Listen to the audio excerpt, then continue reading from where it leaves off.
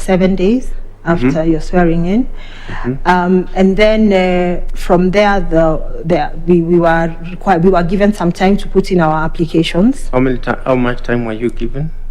I think we were given 21 days. I don't know whether it is anchored in law, but it was a period between the advert and when they closed the applications. And then from there, we waited. I think there was no specific time between the closing of the application and when we had a shortlist. But after the closing of the application, the next step was that the full list of applicants was publicized. And then from there, subsequently, the shortlist was publicized. And on we went. The so shortlist from here now, once we are done with our interviews, in terms of the law, what are the next procedures before the people we recommend become commissioners? I'm talking about the law now. Yeah. I'm sure you must have looked at it. Yes. We have said it everywhere. We have published notices. Yeah. So next, you're going to give to the president the nominees from the panel. The president will then write to the Speaker of the National Assembly. Within how many days?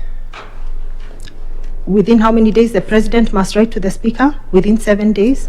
Within 7 days, the president writes to the Speaker. And within 21 days, a debate, the discussion around the names of the nominees are tabled in Parliament. And if there are no objections or if Parliament passes those names, the president must then appoint and gazette the commissioners in 7 days. Yeah. Thank you very much. Thank you very much. Now, again, in your case study, we picked another issue.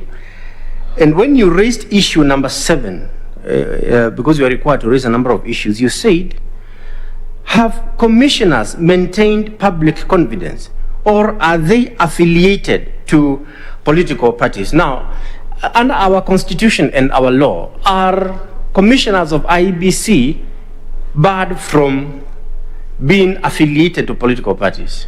No. There's no requirement that you're not a member of a political party. But that is something that you said in your case study. What did you mean when you asked that question? Yeah. Have they maintained public confidence, or are they affiliated to political parties? Did you suggest that it is wrong for commissioners to be affiliated to political parties? What I meant in that comment was that commissioners should not be seen to support specific political parties. In the light of their work, they should be apolitical because they are the referees, they are the neutral parties in the conduct of elections. And so I was just asking, the issues worries are, why is it that we have all these problems as per the case study?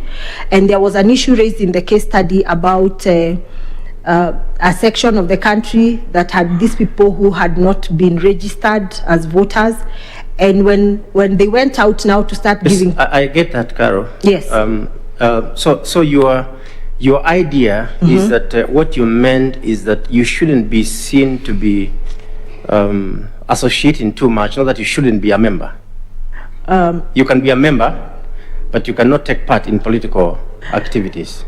Okay, nothing bars you from being a member, but you can actually make personal choice, because you see, you also have a responsibility to really be seen to be neutral. So if for instance, as part of what was going on in the case study, they pulled out and said you're actually a member of this and other political party, then that would fuel the notion that is already out there that you're actually supporting a certain political party. So I think by law, you're not barred from being a member of a political party, but to just maintain neutrality and to be seen to really be the person refereeing between political parties, you can make a personal choice not to be a member of a political party. You can make a personal choice. Yeah. And now that you seek to be a commissioner of IEBC, I'm sure you have taken time to look at the Constitution to know the key qualifications for this office and our Constitution. Could you just kindly tell us what they are? You need to have a bachelor's degree. In what discipline? In management, in finance. There's a list of disciplines: management, finance, election matters. If I have a degree in animal husbandry? Do I qualify? It depends on what else comes after animal husbandry, because management is also, and it doesn't talk about the bachelor's degree being in the areas. It talks about experience in the areas that are listed.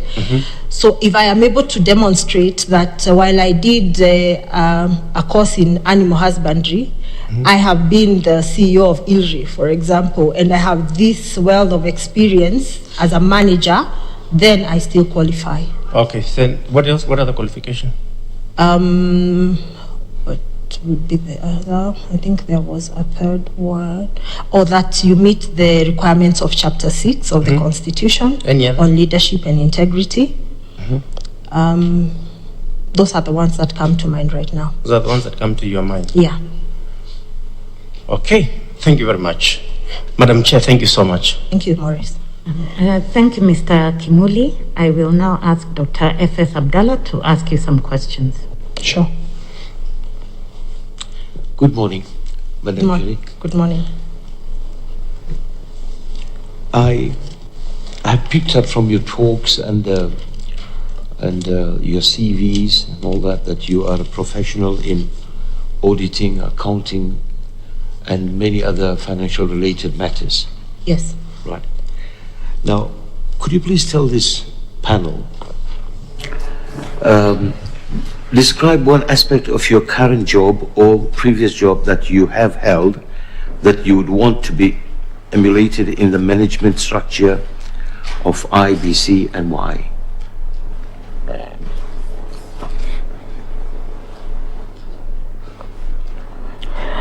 Okay. So earlier I had mentioned that the real skill, and I'm multifaceted. I have training in finance. I also have training in alternative dispute resolution. Primarily for me, when I look at the things that IEBC needs to do and the history of how IEBC in the past has conducted elections, the thing that I would probably bring most to the table in addition to the others would be my skills in ADR, alternative dispute resolution, and to instill it as part of the DNA of the organization. To just know that everybody, the commissioners and the management team as well, see ADR as the primary way of resolving disputes. Hopefully that can help us to have calmer elections and relations with the players, the parties to our work as IEBC. Secondly, we are an organization. IEBC is an organization like any other. There are elements of budgeting, reporting that is required of IEBC. And at the top, at the policy level, I'd see that as a skill that I would bring on board so that we are compliant and so that we can demonstrate to Kenyans in a proper and accurate way how we are spending the monies that have been sent to us by the taxpayer. Then from there, my experience in just being at the policy level of organization and the dynamics, the corporate governance dynamics that come with that. While the IEBC case is special because the commissioners are also full-time employees of the organization, just that experience in how it works currently in the work I am doing with Tourism Fund and how it would work and how we avoid conflicts that may arise from the structure and the corporate governance of the organization. Thank you. So in your opinion, there's a lot of conflict in the structure of IEBC? There's a lot of commentary about that, sir. And I have come across it as I was preparing to appear before you. And I also got thinking about what would probably be the right way to go about it. I think the law has secured the role of everybody in the commission, even if commissioners are full-time. And if everybody really just did what they needed to do, the structure as is right now would work.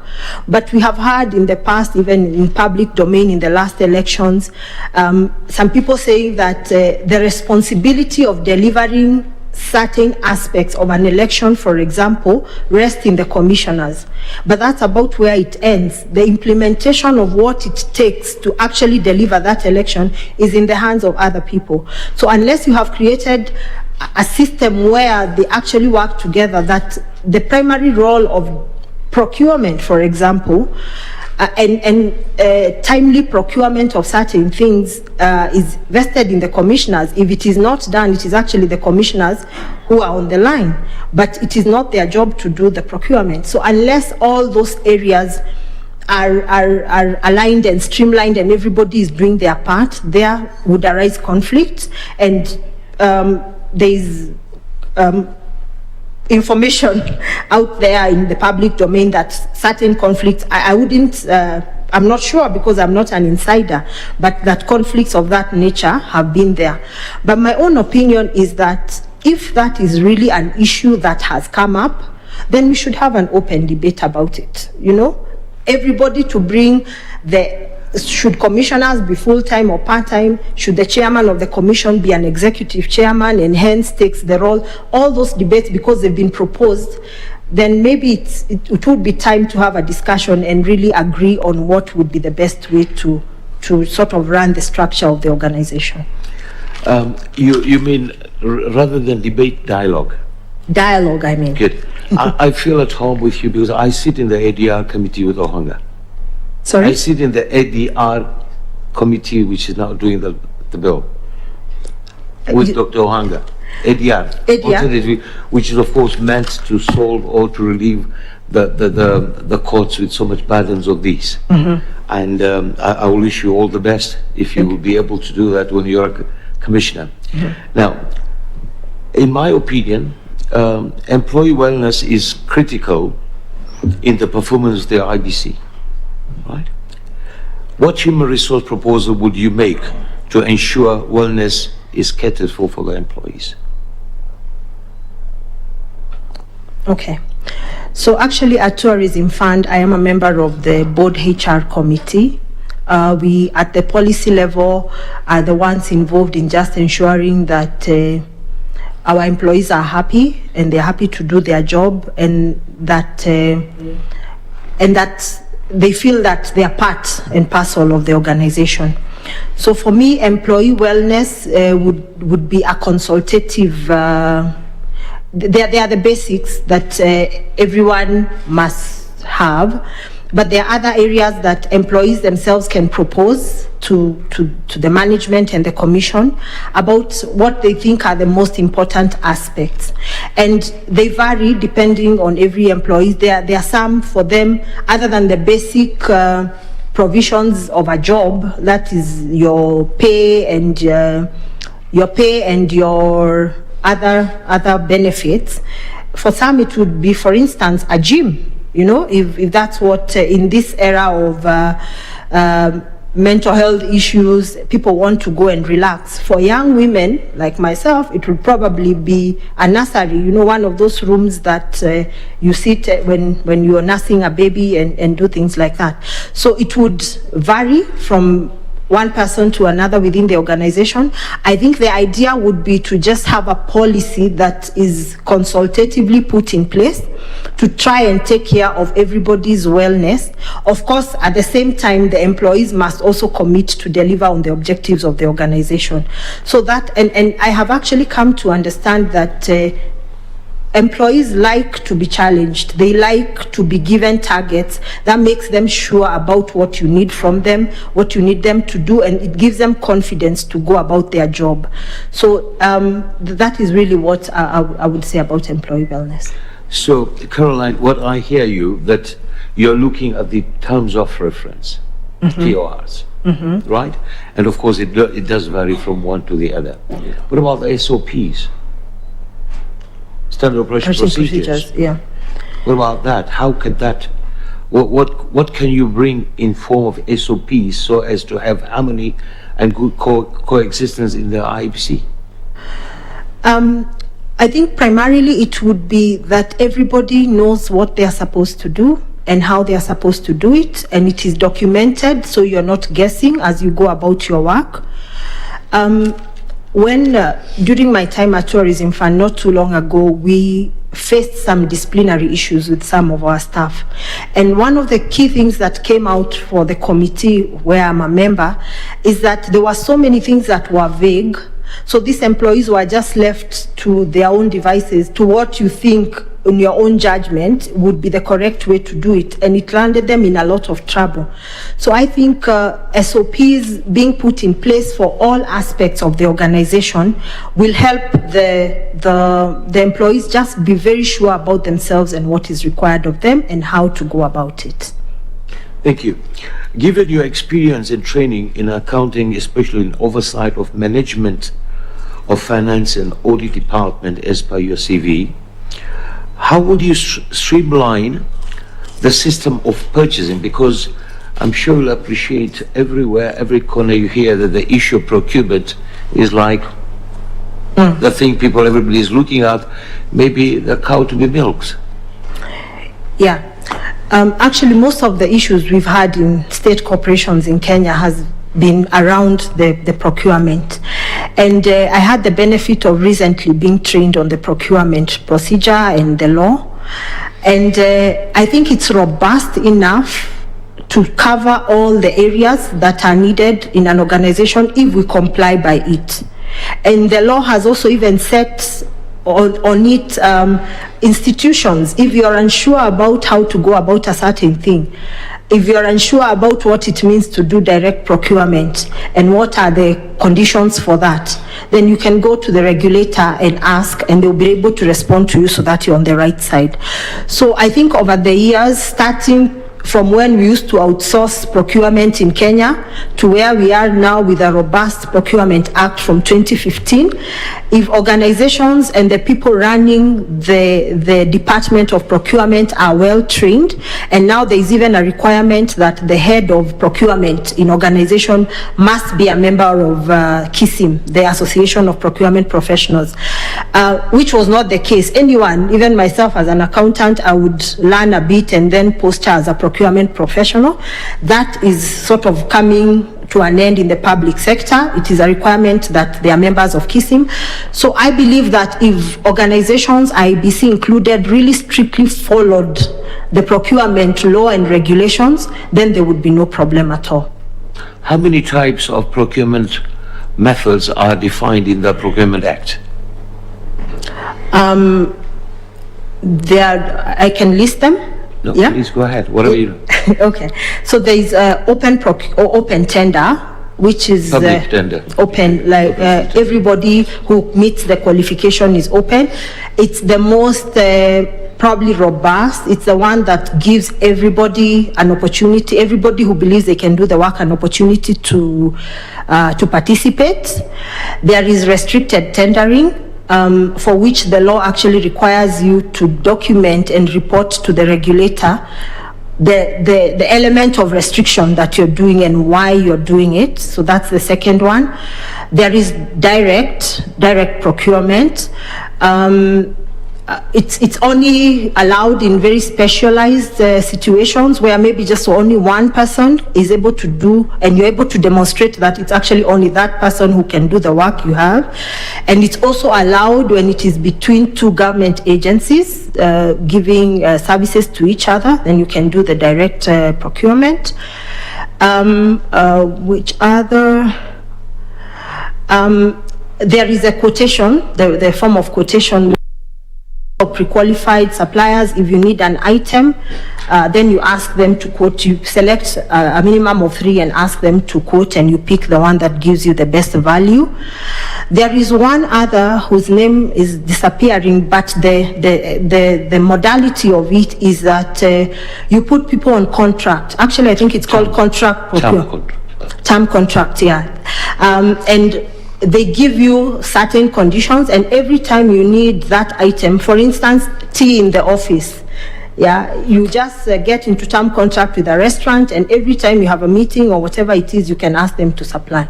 There's also the framework Contract. Right. Yeah. Thank you. Yeah, you're good. I think you'll do a good job there. Now, coming out from your profession,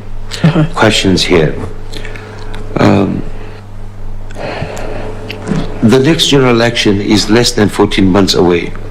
What are some of the risks that you anticipate to face you as a potential commissioner of the IEBC, and how are you prepared to face them? Do I repeat? Yeah. I repeat? Yes, please. Thank you. The next general election is less than 14 months away. What are some of the risks that you anticipate to face you as a potential commissioner of the IEBC, and how are you prepared to face them? First. What are the risks and how we are prepared to face them? Right. Okay. Just coming from the conversation. Taking the time factor that you were only about 13 months now, or 13 or 14 months. Yeah. Right. Recently, the IEBC sent out a calendar of how they were planning to go about preparation for the next general election, and in there are things that are subject to litigation, for example, that stops them from proceeding as they have scheduled in what they have circulated to Kenyans. So I see litigation from various interested parties as one of the primary risks. And what that would do then to create the next risk is when you lose time and there are things that need a certain period of time to do. For instance, I don't know whether the plan is to use the technology that we used in the last election, but I think that the elections law says that the technology that we are going to apply in the election must be purchased 8 months to the election. So you see, if that is already in the plan, but for one reason or another, by various delays, we are not able to do it, so we'll be in contravention of the law, but also now it will start to become complicated in terms of training and so on.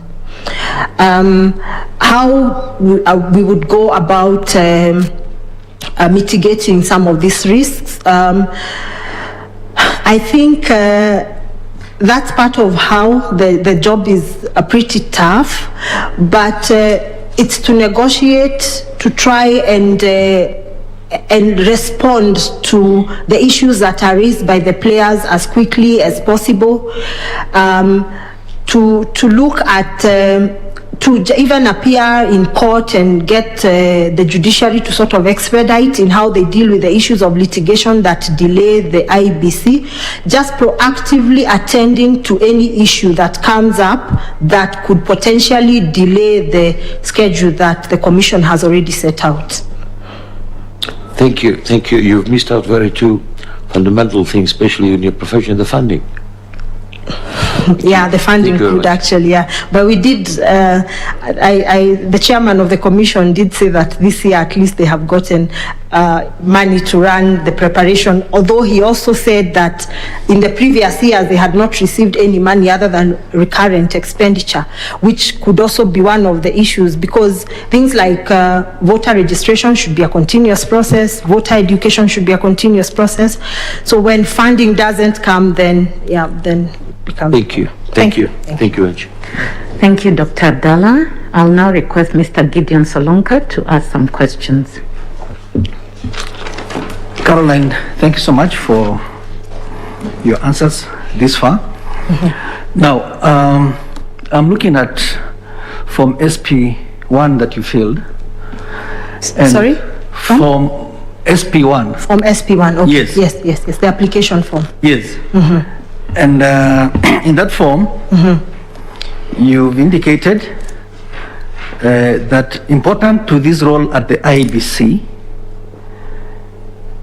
is my involvement in civic education and voter registration during both the 2013 and 2017 general elections.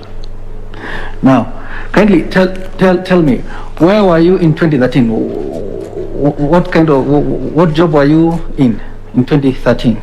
I was working in the private sector as an auditor. As an auditor? Yes. Okay.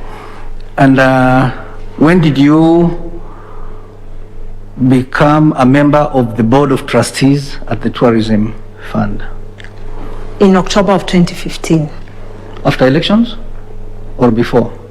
Before the 2017 elections. Before the 2017 elections? Yes. Okay. Now, First, I want to commend you for involving yourself in civic education and voter registration. Now, how are you doing that? Were you employed at the IEBC? Mm-hmm. Because I understand that these are all of IEBC, civic education and voter registration. You need somebody who is there. Yes. So how did you do that? Okay, so I'll start with the civic education. While preparing to appear before you, I actually saw the restrictions around how people can actually formally say that they are doing voter education, because it's a regulated function of IEBC. And while it can look out for partners to do it, it shouldn't just be any partners. And anyone purporting to be doing any voter education must be registered by IEBC. So how I was involved during this time is I am part of professional associations from our county of Muranga, and they are various, that especially, let's start off with 2013. We were all not sure about what the new constitution meant. Who are these senators? What will these governors do? And a lot of associations and people just went out teaching their people about what this new thing was going to be. And I involved myself in that kind of setup with professional associations from my county. In the process of telling people about the details, their rights as citizens and as voters, we also sort of told them about the importance of voter registration. So I didn't actually involve myself in voter registration, but it is in the element of educating people as a member of these associations on how to, on the importance of being registered as voters and participating in the election, in the knowledge of who they are electing and what these people are supposed to do. So is your statement correct when you say that you involved yourself in civic education and voter registration? Is it correct? In the context of our discussion now, it's not correct to say that I involve myself in voter registration, because voter registration is the specific role of IEBC done by staff of IEBC, sworn to the code of conduct and all that. Yeah, so it's not correct to say that in that context, but I was writing it from the context I just explained. And you're confirming that you've never been employed at the IEBC? I have actually, earlier on when I was a student at the university, including the first time I voted in the 2005 referendum, and no, the 2010, I think I wasn't there, but and in the 2007 election, actually, I served as a clerk of the election, so I have participated to that extent. Fair enough, thank you. Now, the Constitution grants every adult citizen the right to be registered as a voter. What is your assessment of the way the IEBC has undertaken voter registration, and what will you do to address the challenges and shortcomings, if any? Okay. So first is that voter registration is supposed to be a it's supposed to be a continuous process. I came across research that shows that only 2% of the registered voters actually register at the designated offices of IEBC outside the mass voter registration period. Which means sort of that role being done from that office doesn't happen. I think people don't remember that they need to be registered, or they are not motivated to go and register as voters until there is a reason to go and be registered as voters or to move your vote from one place to another. So in that regard, then I think that some of the resources that are used to put clerks in stations where Kenyans are required to come and register as voters, maybe we can readjust that expenditure and have mass voter registration happening at other intervals other than just before the election. Because, I mean, if it's 98% of the people wait for when the clerk is in their shopping center or in their church, then definitely that is the most efficient way to register people as voters. The other issue is about people who get their IDs and then never really get to register as voters. And in the case study, that matter also came up. And there is a lot of debate about whether there should be an integration between registration of persons and registration of people as voters. When we went out, I think a year ago, to register for Huduma number, it was said to be one integrated station where everything about you will be available to government. So we could look at that also. Of course, you don't force anyone to register as a voter, but that option should be there at a way that it is very easy to the voter. In this era of technology, when I'm registered as a citizen at the age of 18, there should be a portal I can go to, maybe e-citizen, and already immediately I become a registered Kenyan. There should be a place I just click and say, now I also want to be a voter, without having to go anywhere. And in that portal, pick my polling station and so on. So I think that's one of the ways we can make it more efficient. Thank you for that. Now, our courts have acknowledged the right of Kenyans in the diaspora to be registered as voters. What are the challenges in enabling voter registration in the diaspora? Mm-hmm. And in your view, what can IEBC do to ensure that the realization of this right? Yeah. Actually, the Constitution talks about progressively making sure that every Kenyan, wherever they are, is able to vote. Of course, that would have to come with its own regulation, which I didn't see like specific regulation as to how people in the diaspora vote. But I don't think it's very complicated, actually. As long as you're out there, the Kenyan embassy in your area knows you're there, and you're able to access the embassy for voting, then IEBC should collaborate with all the embassies and high commissions across the world to register people as voters and to give them modalities of voting. Of course, if you're voting from the diaspora, then you can only vote for the president because you're not assigned to any county or ward for that matter. So I don't think it's very complicated. It's just willing, and we just go for it. Everything in the law has given us the platform for which we can actualize that. Now, some people have observed that holding 6 elections in one day has contributed significantly to some of the election day management challenges that have been witnessed in the past.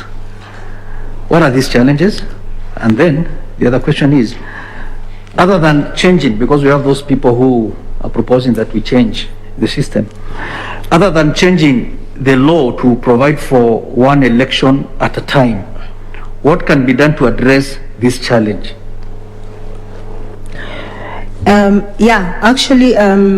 Even from my experience going out to vote in the last elections, you could see the logistical complication of, because you're supposed to be given all your 6 ballot papers at once. You go to your voting booth, you tick, and then you come and place them. And in most cases, the election officials had to sort of stand there to make sure that you're putting the ballot paper in the right place. We have done things like have it in different colors. So if it's women rep, it's pink, and there is actually a pink ballot box where you put in your pink paper. So I think those are some of the things that have been done. But progressive voter education is probably the only way we can sustain that as a way of voting. Like in good time, in preparation for the election, that we educate the masses about the various positions for which they have to vote. They have to vote. And then also maybe give leeway within, of course, the control of the agents and everybody, for election officials to sort of intervene, which I think they still do. You know, if they see you're just about to put governors in the president's box, they will intervene. Or maybe other regulations around how, especially people you think will not be able to deal with that matter themselves, just around allowing the election official and educating the masses about how to go about it. So you asked what I would suggest other than saying let us have the election on a different day for various positions. I think that was the next question. But you can also maybe suggest if we should do it on a different day. What is your take? Well, there is merit in that. There is merit in that because it would make it easier, but we'd have to weigh, you know, the cost of the election. Already we are looking at what is said to be a very expensive election in Kenya. So this need to just have the convenience of people voting more accurately because they are voting for less position, and the benefit that will come from that vis-a-vis the costs of holding elections on different days. And if it looks like it's too big a cost, then we go back to the other interventions, some of which I just mentioned, to just make it efficient in the way it is currently. Thank you, Madam Nganga, and all the best. Thank you. Thank you, Mr. Solonka. I'll now ask Madam Elizabeth Mayo to ask some questions. Okay, thank you, Chair. How are you, Caroline? I'm fine. Okay, thank you. So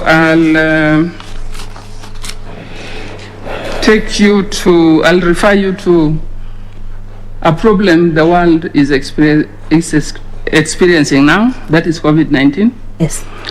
So COVID-19 has actually affected almost all institutions. Let me limit it to this country. That's right.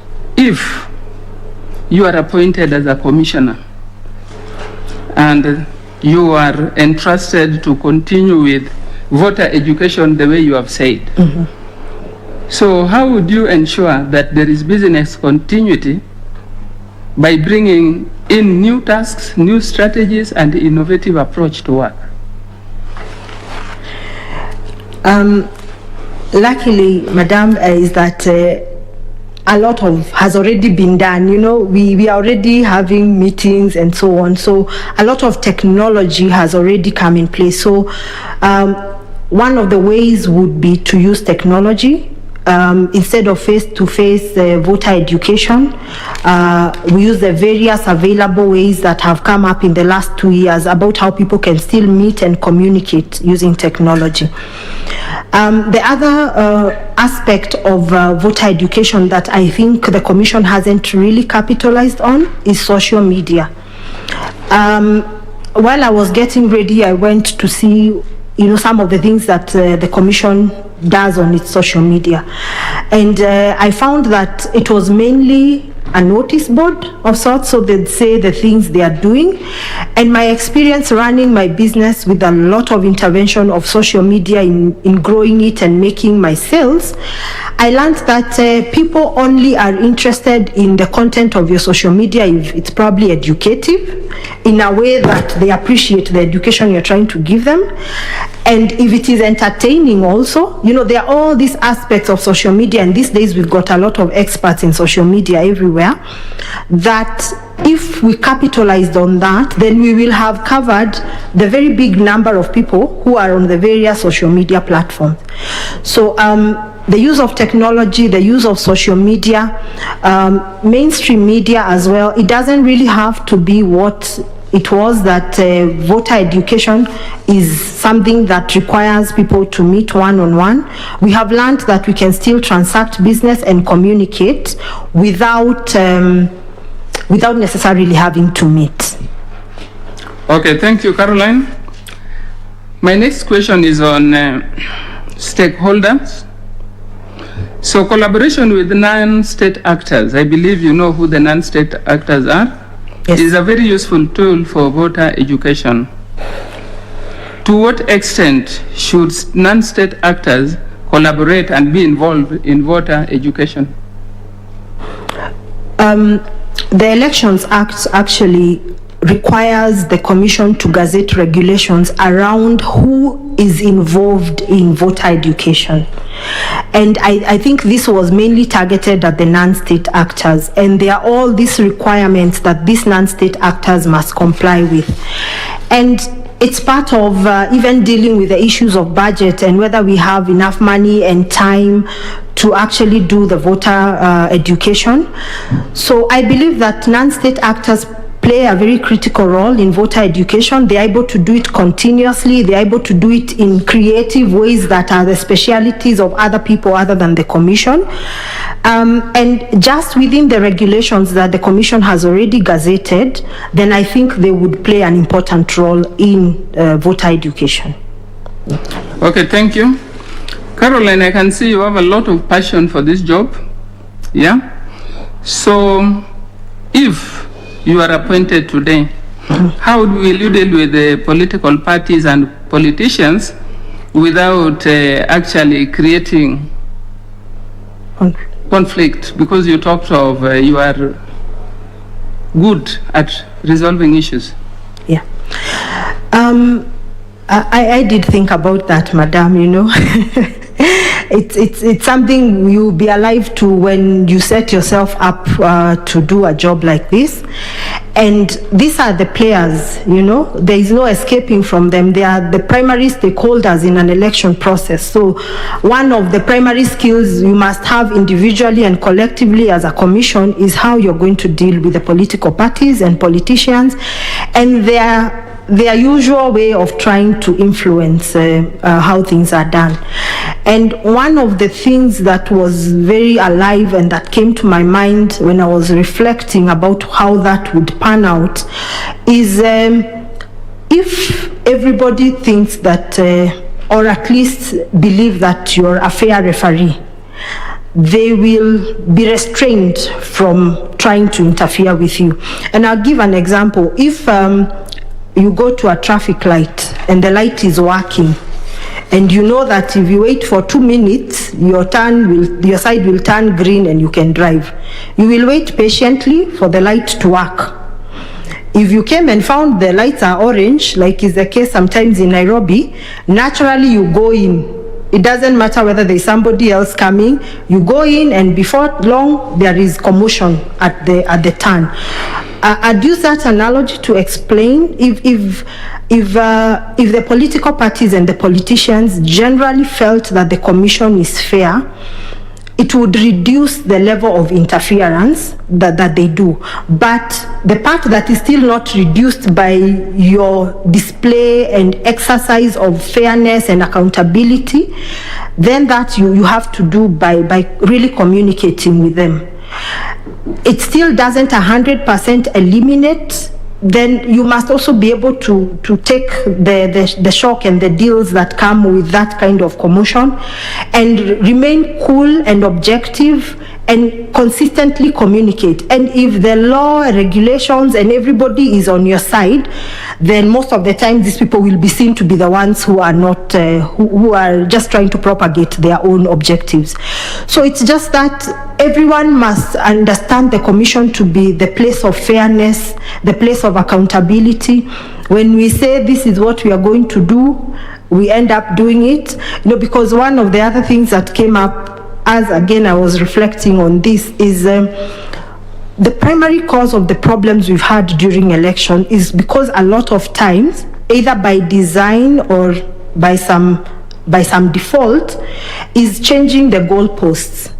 You know, so we go into the election saying, this is how we are going to vote. This is how people are going to come to the polling station.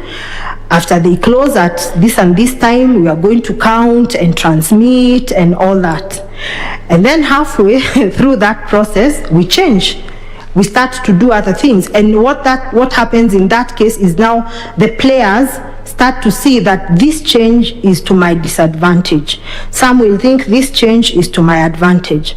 So as much as is possible, the commission needs to communicate how things are going to be done, including communicate how they will deal with it if there is need to change. There is, I think it is the regulation around technology by the IEBC that talks about an operation continuity plan, for example, where there is already a panel of people who in advance have anticipated what would happen, for instance, if the technology failed. If some of these are properly communicated to Kenyans and to the players, that this is how we have planned to do this thing, if we have in management, I think they call it the doomsday plan. If there is doom on this day, this is how we are going to do plan A, this is how we are going to do plan B, there'll be confidence. But if we are trying to introduce plan B that Kenyans have never heard of at the heat of conflict and failure and all that, then they don't trust that this was really the plan. They will start to think that you are saying this to sort of safeguard a certain position that you have already taken. So if these things are communicated in advance, then I think the conflicts will be reduced.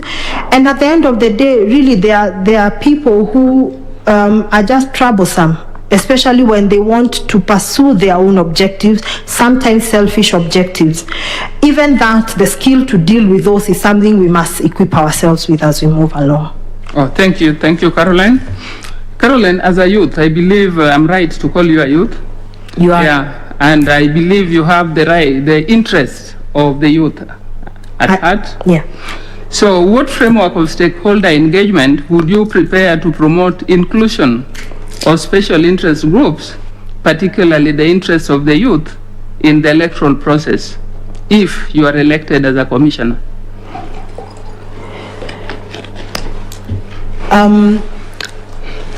One of the things about young people is that they have their own ways that they understand communication that is sent to them. So as a commission, and myself as a young commissioner, it would be my role to educate and to appraise my colleagues and the secretariat on what I think would be the most efficient way to communicate with the youth, which is a lot of times not the traditional way we communicate. I earlier alluded to the use of social media, to the use of entertainment. If, for instance, you go to Twitter, there's a lot of humor, for example, and humorous tweets work very fast.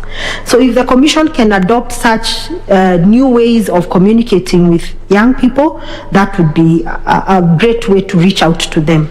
Also involving them in the activities of the Commission, and not just as clerks. If there is any other way we can bring the responsible people who have put themselves out and have a divergent collection of people serving even at higher levels of commission, then that would be great. I suppose even my being there as a young person would go a long way in communicating to the youth that they're actually included in what we are doing as a country. Thank you so much, Caroline. Thank you, Chair. Thank you so much, Madam Mayor. I'll now request the Vice Chair to ask some questions. Thank you, Caroline, for your incisive, that incisive and interesting conversation. Now, Caroline, looking at your CV, you say that in 2019, your business won an award as the most promising youth-run business in the country. Now, if you have such a promising business enterprise, why should you leave that area, which really contributes to productivity of the country and even employment of the youth that you're talking about, to come and join a body that is very much focused on political processes? What is the motivation? Mr. Vice Chair, first of all, the benefit of being young is that you can do many things at the same time, or at least provide insight in many things at the same time. But also, as you say, this is the one of the bodies that really chart the political path of our country at every election. And my business without a proper governance structure and a working and thriving economy that can only come from us picking proper leaders is nothing, you know, and it will not be there for long. So my business is now 4 years old. It is good enough. It has its own structure. It is good enough to deal and continue to serve the people who work there and our producers and to continue thriving in the business. I just want a new challenge now. Still overall steered towards my contribution as a professional to the growth of our country, to just be at the front line in making things right, you know, in steering our country in a certain direction. So my business will be fine, and we have already put in place structures. In fact, I had already started to think I probably need to start a new business or a new challenge, because that one has already gotten a life of its own. So that really is a motivation. It's just an opportunity, another opportunity for me to serve, to contribute, to go to the front line in making things right. I like that. You talk of a well-governed country. In that light, Caroline, what is your vision for Kenya, and how would a well-managed electoral process contribute to that vision? 3, if you are to become a member of the IEBC panel, how would you contribute to that overall vision in ensuring that we have a well-run and managed elections?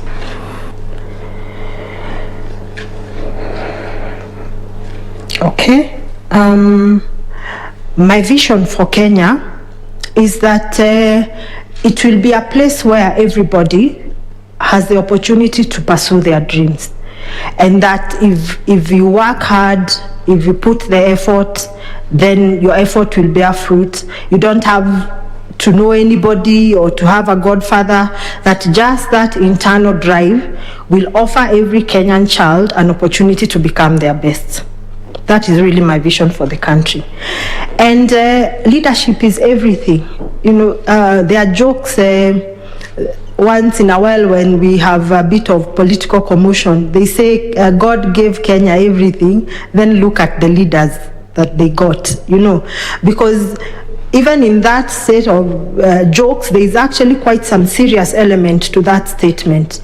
Because even if we had everything, and we know countries around the world that would be perceived to have everything in natural resources, in positioning around the globe and so on, but if leadership fails, then the country fails. In countries, for instance, look at Syria, you know, people went there as tourists. It was a thriving economy. Just issues around leadership, they go into war. There is no country to tell. Even the things that took people there are no longer there because they've been destroyed in turmoil. So leadership really is everything. For us to achieve that vision I just described for Kenya, we have to put in place leaders. Of course, the sovereignty is with the people, so they select the leaders that they want. Our job is to just educate them on what leaders are supposed to do for them to go and make an independent decision. So as a commission, our job is really to just make sure that when people present themselves... Before you go to the commission, the second question was, how would well-managed elections contribute to that Kenya? Well-managed elections would give Kenyans the leaders that they want, you know, without any interference and so on.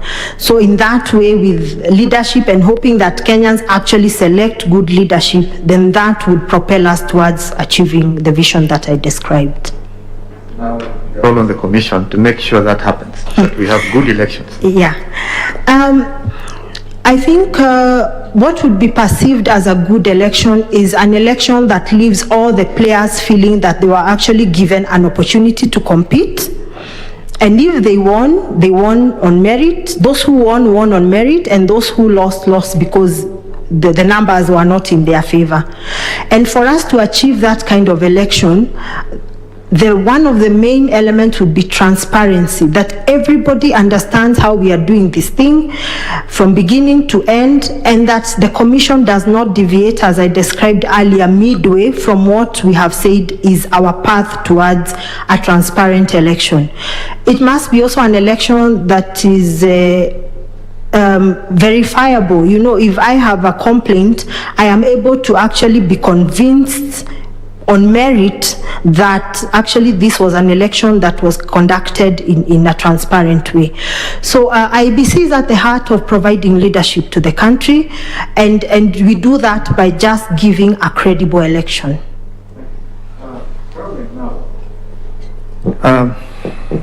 Assuming you're on the commission, you've been appointed successfully, you're on the commission, a situation arises where you're in a procurement process. A tender, you're just about to award tenders. You have two successful companies that have succeeded in moving forward to the point of the award level, and you're procuring technology for elections. In the process, the commission learns, or you learn, that one of the firms is associated with the chair of the commission and a local politician. Another firm is a local firm which actually has good technology in terms of after the technical vetting, has the best technology but more expensive. The other firm, which is associated with these people, these characters, is cheap technology but not quality. The commission is divided. Some members feel we go with the cheap technology anyway because it's cheap, we're going to save money. The others feel we need quality, irrespective, based on the past experiences of technology failures. There's tension, you're not communicating, there are difficulties. How would you handle that situation? Okay, so the first thing I see in that situation is a conflict of interest that has not been declared. So in one of the regulations by the IEBC, it was a requirement that firms that have an association with any political party, it was mainly speaking about political parties, that they should declare to the commission that they actually are associated or are providing services to political parties, so that the commission can independently see if there is conflict in that area. There is also the fact that the chair of the commission is associated with this firm.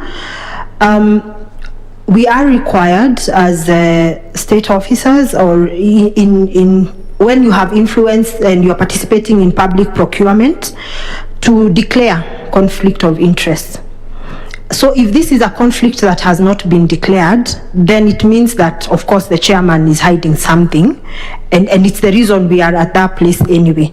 So those are the two things I see in that first area of conflict of interest, and I will come to say how I think we should deal with it. The next issue is about cheap, quality, and all that. So in the procurement process, there is actually more weight given to quality in most cases. In some instances it is 50-50, but depending on what it is you're procuring, but quality and price are weighted in a decision prior to the sending out of the tender, and I think that situation would be resolved by that. By this cheap, it would be taken, signed off against a matrix that will have been prepared and issued and shared with the people carrying out the procurement process. So I think if that has not been done, then it also just means that the procurement process has not been done well, and that is sort of straightforward. You're just able to raise it, and now moving on to how to resolve such things. My experience has been that faced with facts, most people are not very courageous. It's just that when we want to go and and argue our case, dialogue, discuss in a state of conflict, we are not disciplined enough to stick to the facts. So when emotions kick in, then they confuse what really is the conflict about. In a case like this, there is tension with colleagues and so on.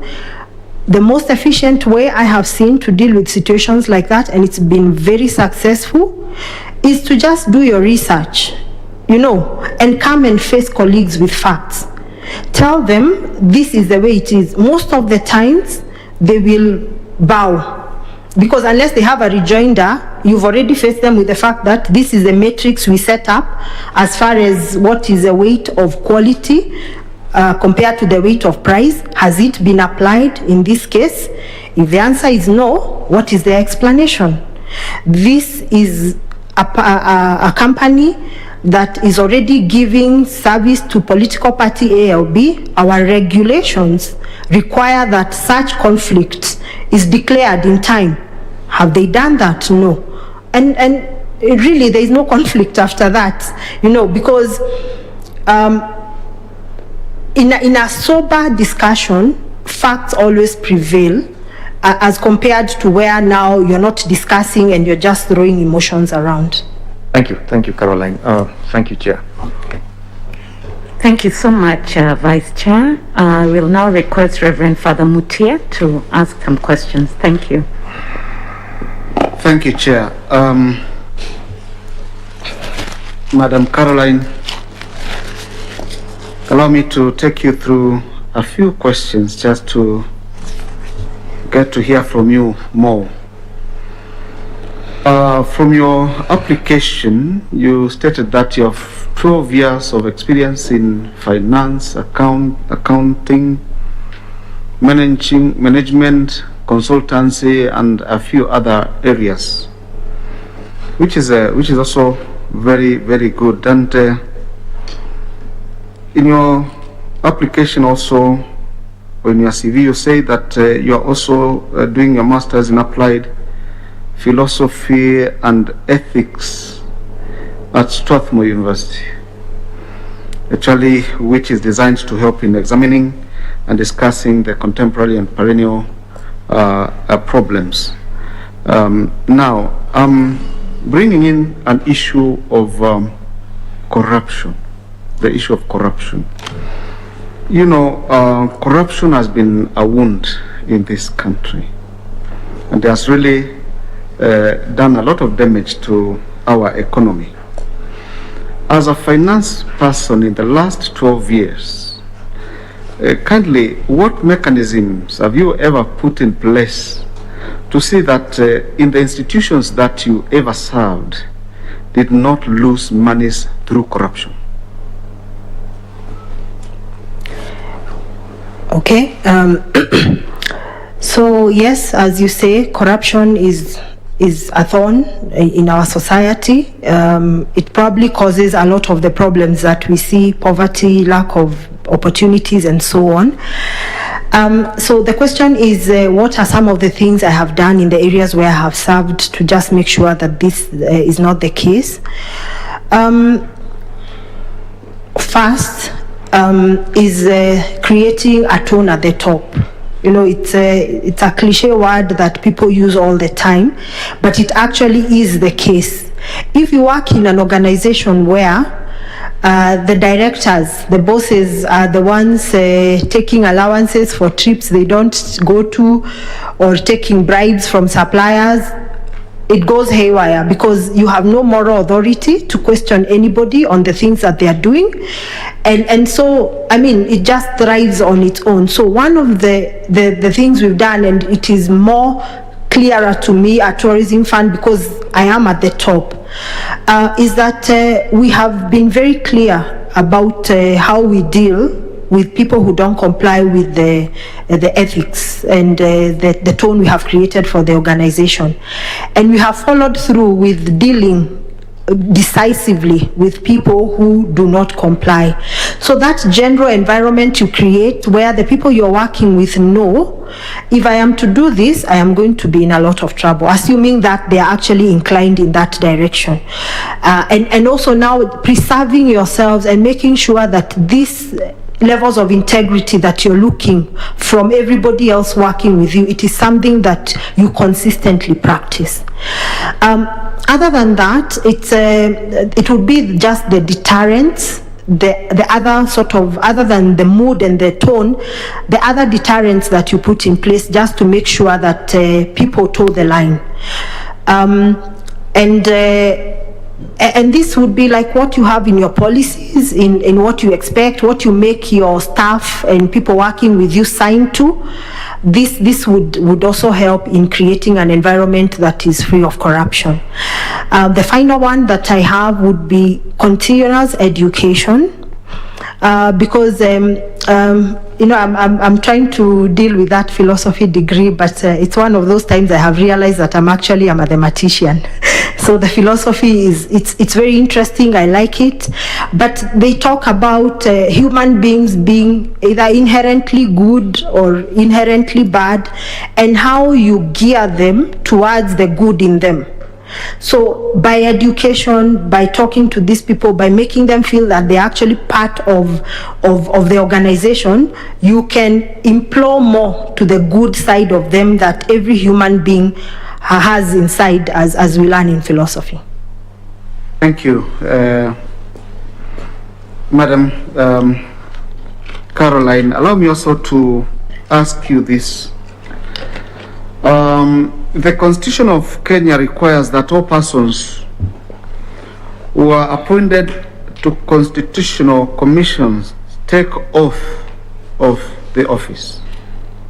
Is that true? That's right. What is the value of the oath of office to you? I think the oath is sort of a way of you voicing the expectation, and there's something about voicing something with your own, Catholics like myself go for confession. One of the ways they say confession is a good thing is that you get to voice your sins. So you reduce the sins because you don't want to be voicing a lot of sins. So there's value in just voicing what you're committing to as you take office. But also there is putting yourself under the control of a higher being than yourself, That's why at the end you say, so help me God. Just acknowledging that the task that you have is something you want to do under the guidance of a being higher than yourself. So I think that's the other value. And also just communicating to the world when you take this oath as other people listen, communicating that this is really what you should hold me account for. This is what I commit to do as I take up this job. And if you see me deviating from that, then you can question me because I actually made this oath before everybody. So does that mean that an oath is enforceable? It is enforceable in the sense that when you commit to do those things and then you don't do them, to the extent that it actually amounts to breaking of the law or violating the Constitution, because you also commit to uphold the Constitution in actually most of the oaths. Yeah, so it is enforceable to the extent that you don't do what you actually say you will. So what are some of the consequences of the breach of the oath of office? Removal from office. I think when we look at all the ways that anyone, including a commissioner, can be removed from office, it's, for instance, violation of the Constitution. And how do they hold you to account that you have violated the Constitution? It's because as you took your oath, you committed to uphold the Constitution. So at this point, you're now liable for not keeping to your oath. Yeah. So besides removal from office, there's no action that can be taken against you? You removal from office, you can be prosecuted, but also I think you suffer social sentencing. If I come before Kenyans and say that this is what I promise to do things in this kind of way, and I break that, then my standing in society, which sometimes for some people is even a bigger thing than any removal from office, then the consequence it makes you inclined to do what you actually promised in your oath of office. Thank you. Madam Carol, we have received some information from the Chartered Institute of Arbitrators. Yes. That your membership is not in good standing. What can you tell this panel about this? Okay. So I qualified as a member of the Chartered Institute of Arbitrators about 4 years ago, and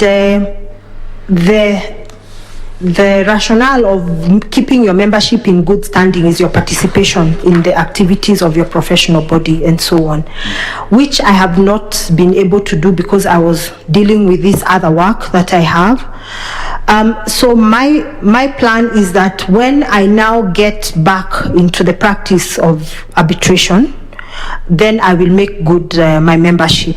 Otherwise, for now, I am a member of the institute. I was admitted to the institute, but I am not practicing in the trade. So for that reason, and it is only not in good standing to the extent of payment of subscription, because I was not actively participating in the activities of the association. Thank you, Madam Karen. Thank you, Chair. Thank you, Father. Ms. Nganga, we have come to the end of your oral interview. Maybe I can ask if you have anything you'd like to say to the panel at this time. It's just to really appreciate the opportunity to come and express myself and learn. As I was answering, there are more insights that came to mind, so it will probably be a continuous process for me to learn. It's also a good credit to the young people that you can actually pitch to be part of this if you have a solution, if you have passion. And even just coming this far is an encouragement to many young people around the country that you just need to set yourself out there and you will be noticed. So that's really great for me and I appreciate it. I look forward to serving. Thank you for those comments, and I want to take this opportunity on behalf of the panel and on behalf of Kenyans as well to thank you so much for actually applying to serve in the position of IEBC Commissioner. We don't take it for granted and we wish you well. Now I'll request a member of the Secretariat to walk you out, and please ensure that you get back all your original certificates. Thank you, and I wish you a good rest of the day. Thank you, and thank you very much, everyone. Yeah.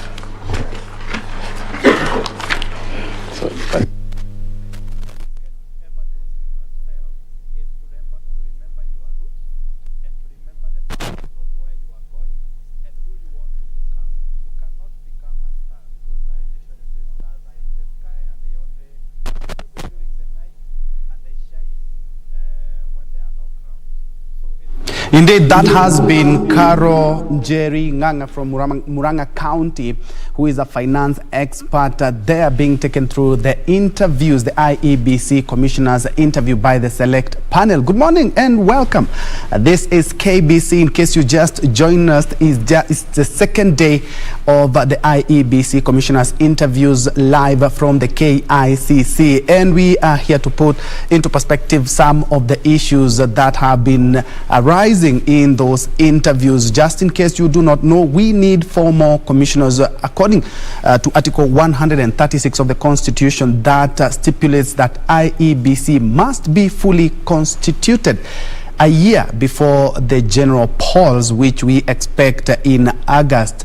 3 commissioners actually resigned, and of course there have been calls to fully constitute IEBC, because as we speak we have only 3 commissioners, those commissioners being led by Chairman Wafula Chebukati, and we will be required to actually fully constitute IEBC. Of course, before we go to the second candidate of the day, I'm joined by 2 gentlemen. We have Njuguna Mwangi, who is a governance and leadership expert, and on my extreme left, I'm joined by Ascon Kamili.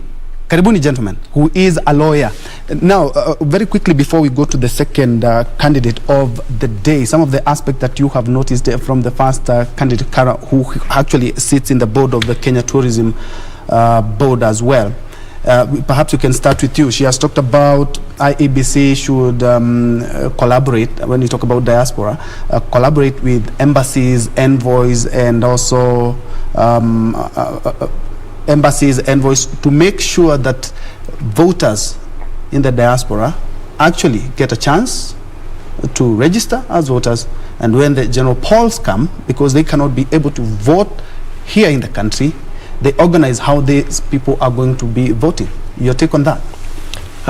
Thank you very much, Joy. And light on the onset, let me first of all take this opportunity to thank you for having me on this very, very important discussion.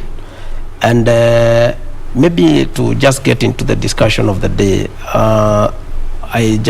I've been following this process of selecting the commissioners, and maybe if we just try to flash back where we have come from, I feel like Kenyans have actually been the leadership actually of our country has been playing games with the people, because as you know, it's several years since we had a vacancy in the commission, and we have actually taken several years to even for the president to constitute even the selection panel. However, we are happy that at least now we can see some hope, because the selection panel has already been constituted. We can see the interviews going on. And then if you look at now the process of interviewing, the way that has actually been happening, the shortlisted candidates, that 6 of them, as we are talking from the background, we were actually discussing about how these commissioners have been shortlisted. Yesterday you saw Kenyans were really shocked to see the first candidate.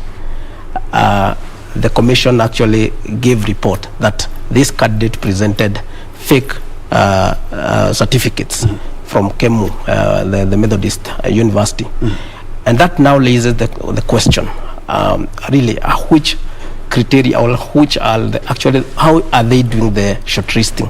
Because to the best of my knowledge, although I'm not questioning the panelists' ability to do the interviews, to conduct the selection, I would have expected that the first thing is to confirm the certificates of these people who have presented themselves for this exercise. And now they have already shortlisted that 6 from the 600 or so. And then during the interview day is when they are now telling us that this person really presented some fake documents. Should have perhaps done due diligence before. Yeah, and I think that could, if I were to be asked, this should have actually happened as a first step, so that at least we don't lock out some other qualified people just because we have guys who have presented fake documents. I'm now worried. How about, maybe you would be surprised, even from the other 35 who have been, who are remaining, we are also still not sure if probably some presented fake documents. We hope it will not happen. But however, I just hope this selection panel will actually up their game and make sure that Kenyans get confidence in the work that they are doing. We still hope that the commissioners that we'll have will be the best for our country, will be the people who will be able to redeem the image of the IEBC and the electoral process in general.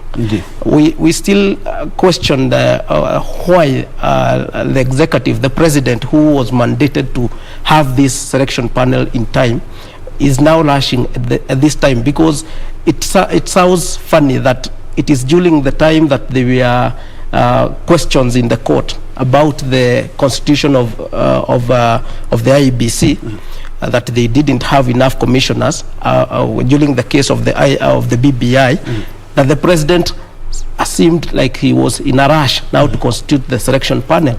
I think it is time now, we need to redeem the image of, even our readers also need to redeem their images. Yes, and still talking of time, Asko, perhaps you can chip in. Go ahead. Looking at the 2017 general polls, right now we had mass voter registration. And looking at now the IEBC is not fully constituted until the interviews and the names have to be taken to the president. They also have to go to the National Assembly for approval. Are we flying so close to the sun when it comes to timelines? Well, first and foremost, thank you very much, Brother Ben, for this opportunity. Welcome. Particularly that we are coming into KBC when it's very new, fresh, and beautiful like it is. Now, on to what you're asking, it takes me back to what the Kriegler Commission, told us about our elections and why we end up with such a mess every other 5 years. And among the issues that were brought forward was the fact that we seem to be in a rush every other time before our elections. We want to do things in a rush, not very properly constituted commission. The voter registration problem is somewhat hurried, and it results into a mess at the end of it all. And these are some of the things that we hoped to cushion the country from. If we were to prepare adequately for this election, this coming election. Look at the fact that now we are trying to, properly constitute the commission 1 year before the elections, despite the fact that the law in its black and white nature demands that this should be done at least 1 year before the general elections. I mean, logically, it doesn't give us a chance to, get a properly constituted commission that will run the elections as effectively as they would if, they were there before or they were there sooner than right now. So my idea would be, now that we find ourselves in this situation, or we find ourselves in this position, the best way forward is to proceed with the process of getting the commissioners, the 4 commissioners, and also with the fact that Chebukati and his team have consistently, mentioned and told us that they are adequately prepared and there should be no cause for alarm. We hope that the commissioners who will be given this chance will get straight into work and familiarize themselves with the responsibilities that will be thrusted in their palms, so that moving forward, at least we have a properly done election, and that we don't get into the turmoil we always get into every other 5 years. But besides all that, the elections in Kenya are not just basically about the commissioners or the law as it is. There is more to do with politics and the leadership of the country, and equally so many other factors that might not be within the province of the IEBC to solve. Look at the fact that there are disputes with the elections every other 5 years, and we have to go through a process in court for us to get, for us to at least get to a point where we feel that justice has been done. These are things that can only be sorted out politically. No wonder, in my view, the process that the President and the former Prime Minister began of the Building Bridges initiative was intended to cure some of these problems that now we are grappling with. Despite the fact that the court has put a halt to this process, I believe that if it was given a chance, in the very end, at least some of these questions that we are asking about, if institutions as basic as the IEBC would have been solved by that process. And still on the timelines, if we have the 4 commissioners, and of course we will be having them in the next couple of weeks, right, their tenure lapses in the year 2027, where we have another general elections. Right. What do we do? Because now we still have another issue of time. Because we need these commissioners in office, and at least they need to have a feel of the electoral process, right, in the run-up to the 2027. I agree with you that there's need to really look at what will happen. I mean, what will happen in the circumstance that 2027 finds us in this same mess again. Look at it this way. In fact, in the Court of Appeal, there was part of the conversation was, what if it happens that it is not by the intention of the law or the intention of the IEBC that they find themselves as they are right now? You realize that some of the commissioners stepped aside. I mean, or really they resigned from the commission. It was not anticipated as such that we'll have commissioners say, no, we don't feel we want to do this job anymore, therefore we're walking out. So what we would do in this circumstance, or what I hope should be done, is that now that we have the commission by the next election, this should be done at least with the thought of 2027, in the sense that when the commission shall be sworn into office, or when the commission shall get their oath of office, they should be able to have that oath of office for a period of probably 5 years, where it lapses after the next election, because our constitution also gives us the date of our next election. The next election must be on the second Tuesday of August of every 5 years. So probably the second Tuesday of August in 2027, we'll find the commissioners in office. But if it happens otherwise, then at that point, then we'll find a solution to it. We'll cross the bridge when we get there. All right, we'll be waiting, because of course I know we'll be landing in court, and you are a lawyer. All right. You help us in that. Great. Mwangi, looking at the interview since yesterday, the issue of civic education has cropped up each and every time. And looking at the timelines also that we have, a lot has been talked about civic education, voter registration, all that in one. Do you believe the timelines that we have are adequate for civic education? You see, one of the challenges that we have in our country is actually poor planning, because right now, if you look at the Article 88 of the Constitution, it has mandated, it has given direction to the IEBC that it must always ensure that there is active registration of voters. It also actually gives direction to the IEBC that it must ensure that they are doing the cleanup of the register regularly. Actually, it talks of regularly, because those people who drafted the Constitution had in mind that some people will be dying every now and then, others will be attaining the age of 18. So, but when you look at the IEBC, the way it has actually been operating, when is the last time that we got like the mass registration of voters? When is the last time that you found the IEBC doing the voter education? This is actually some questions that these are some of the questions that we must really try to resolve as a nation, because this conversation, unless we have it, will keep on having challenges every time that we are coming to do the general election.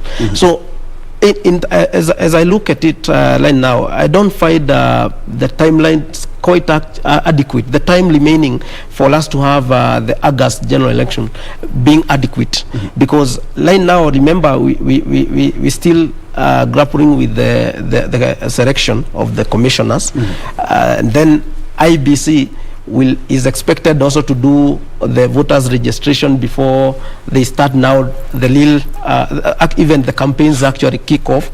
So, but with the time remaining, I find ourselves experiencing some challenges, and you can imagine those people who will be actually voting for the first time. These are people who were born in the year 2004, and there is a very huge population in our country who do not even understand how voting is done, because IEBC has failed in its mandate to offer voter registration and education, and in good time. And in good time. Yes. At the same time, look at what is actually happening with like Article 89 of the Constitution mandates IEBC to do boundary delimitation, but has it been done?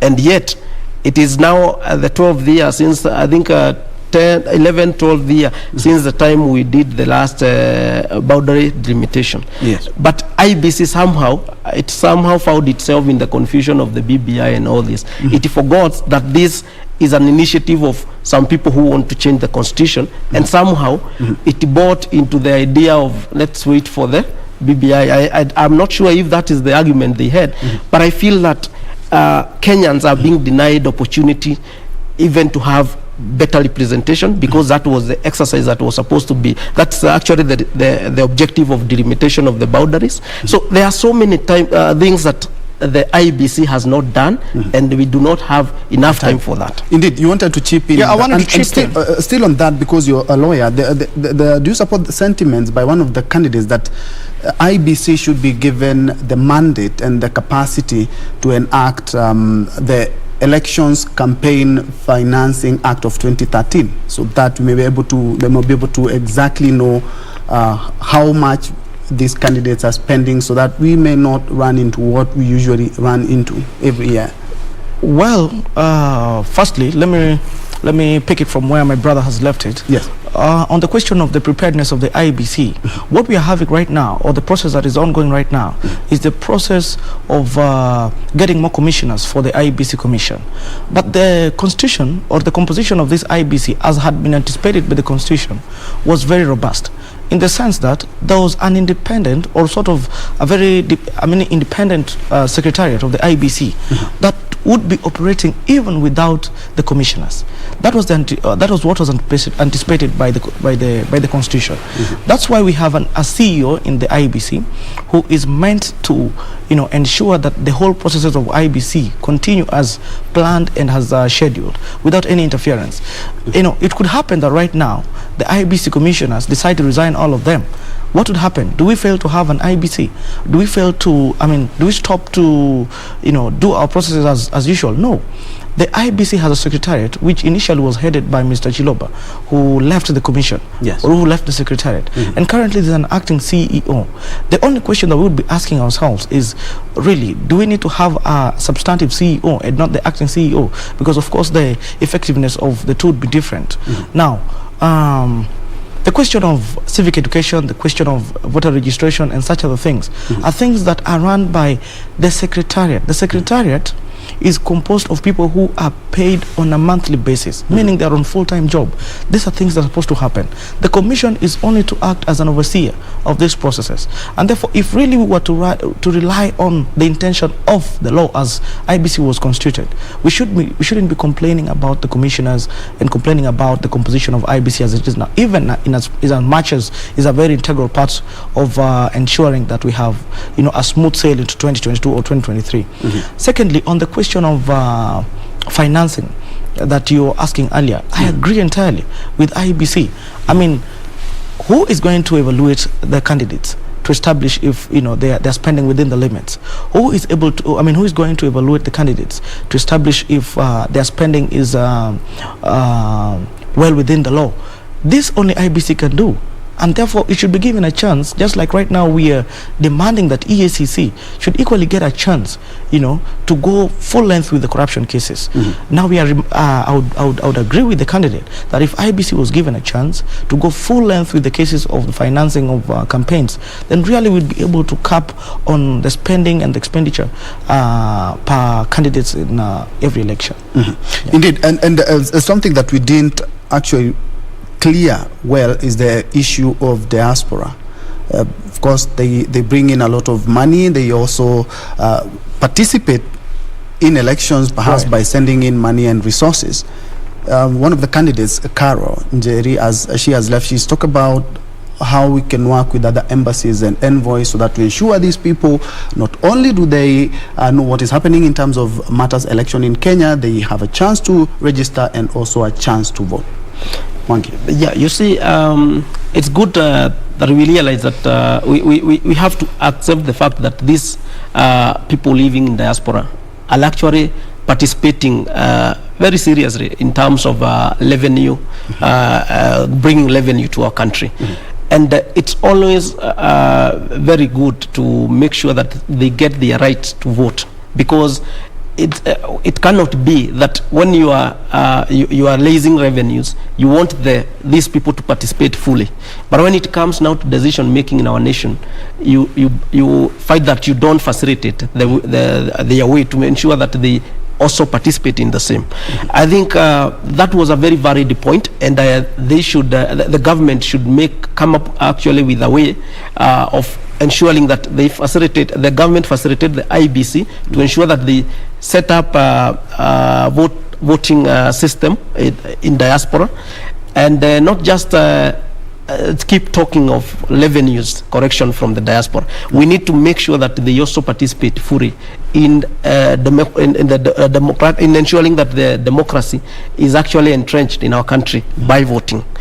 At the same time, I think there is something that my brother has just talked of about the commission, that failure to constitute the commission is not a big problem in the operation of the IEBC, but I still believe that although I don't have full information on how the secretariat and the commission relates, but I still believe that the image that we have as Kenyans is that the commission is the one that has actually been mandated by the Constitution to do the voter education and registration of voters. So we expect that the commission, if we have full commissioners in place, the number of commissioners in place, we would expect that the image of the commission will be redeemed in the eyes of Kenyans, because that is where the problem begins.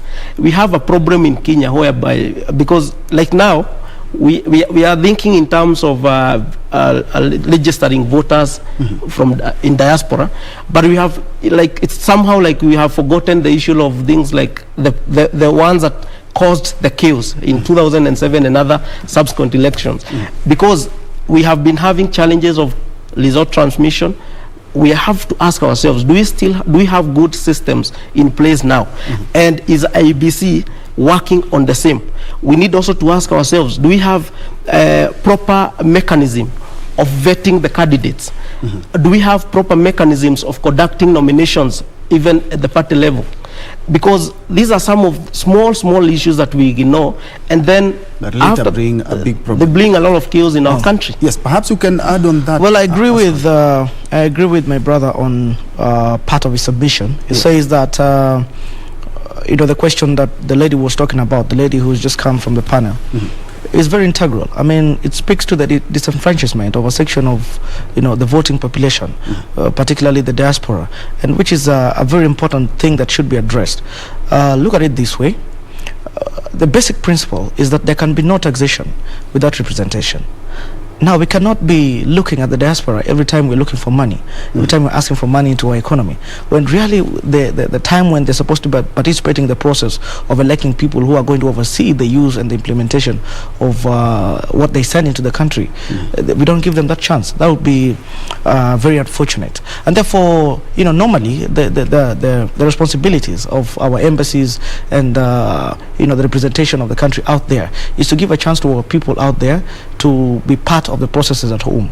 And therefore, it is a challenge to the IEBC that they must find a way and coordinate with our embassies from across.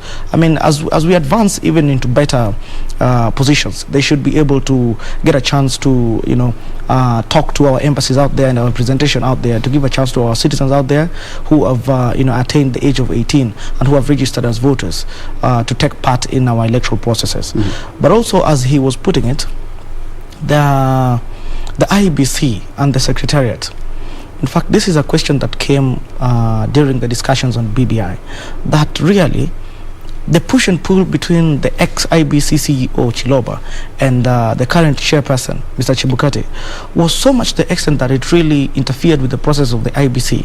So there was a need to really, define the boundaries of operations between the Secretariat and the IEBC. And among the propositions was that the chairperson should be the overall head of the IEBC, where the CEO should not feel that his segment of the commission is autonomous to the extent that he can, call out the chairperson at will. You remember at some point, Mr. Chiloba attempted to get into office and the IEBC chairperson had locked the office. There was that fracas at some point. So this was a question that came up during the IEBC, that among the issues that cause problems during our elections is the thought of autonomy by the Secretariat, to the extent that they think they can outdo or outrun the commission. So still I go back to my point that some of these issues demanded the touch of politicians, demanded the touch of policymakers, demanded the touch of redesigning the law to ensure that the question of the Secretariat and the Commission is well addressed. But now the court has told us to give it some time so that they can look into the legality of this process. But that said, we are set to gain more by giving a chance to the BBI than really throwing it out and discarding it completely. And there's a gender agenda. Is it safe to say that we are looking for 3 female commissioners and 1 male commissioner? The reason I'm asking this is because we have observed a lot of government institutions are not observing the 2/3 gender rule.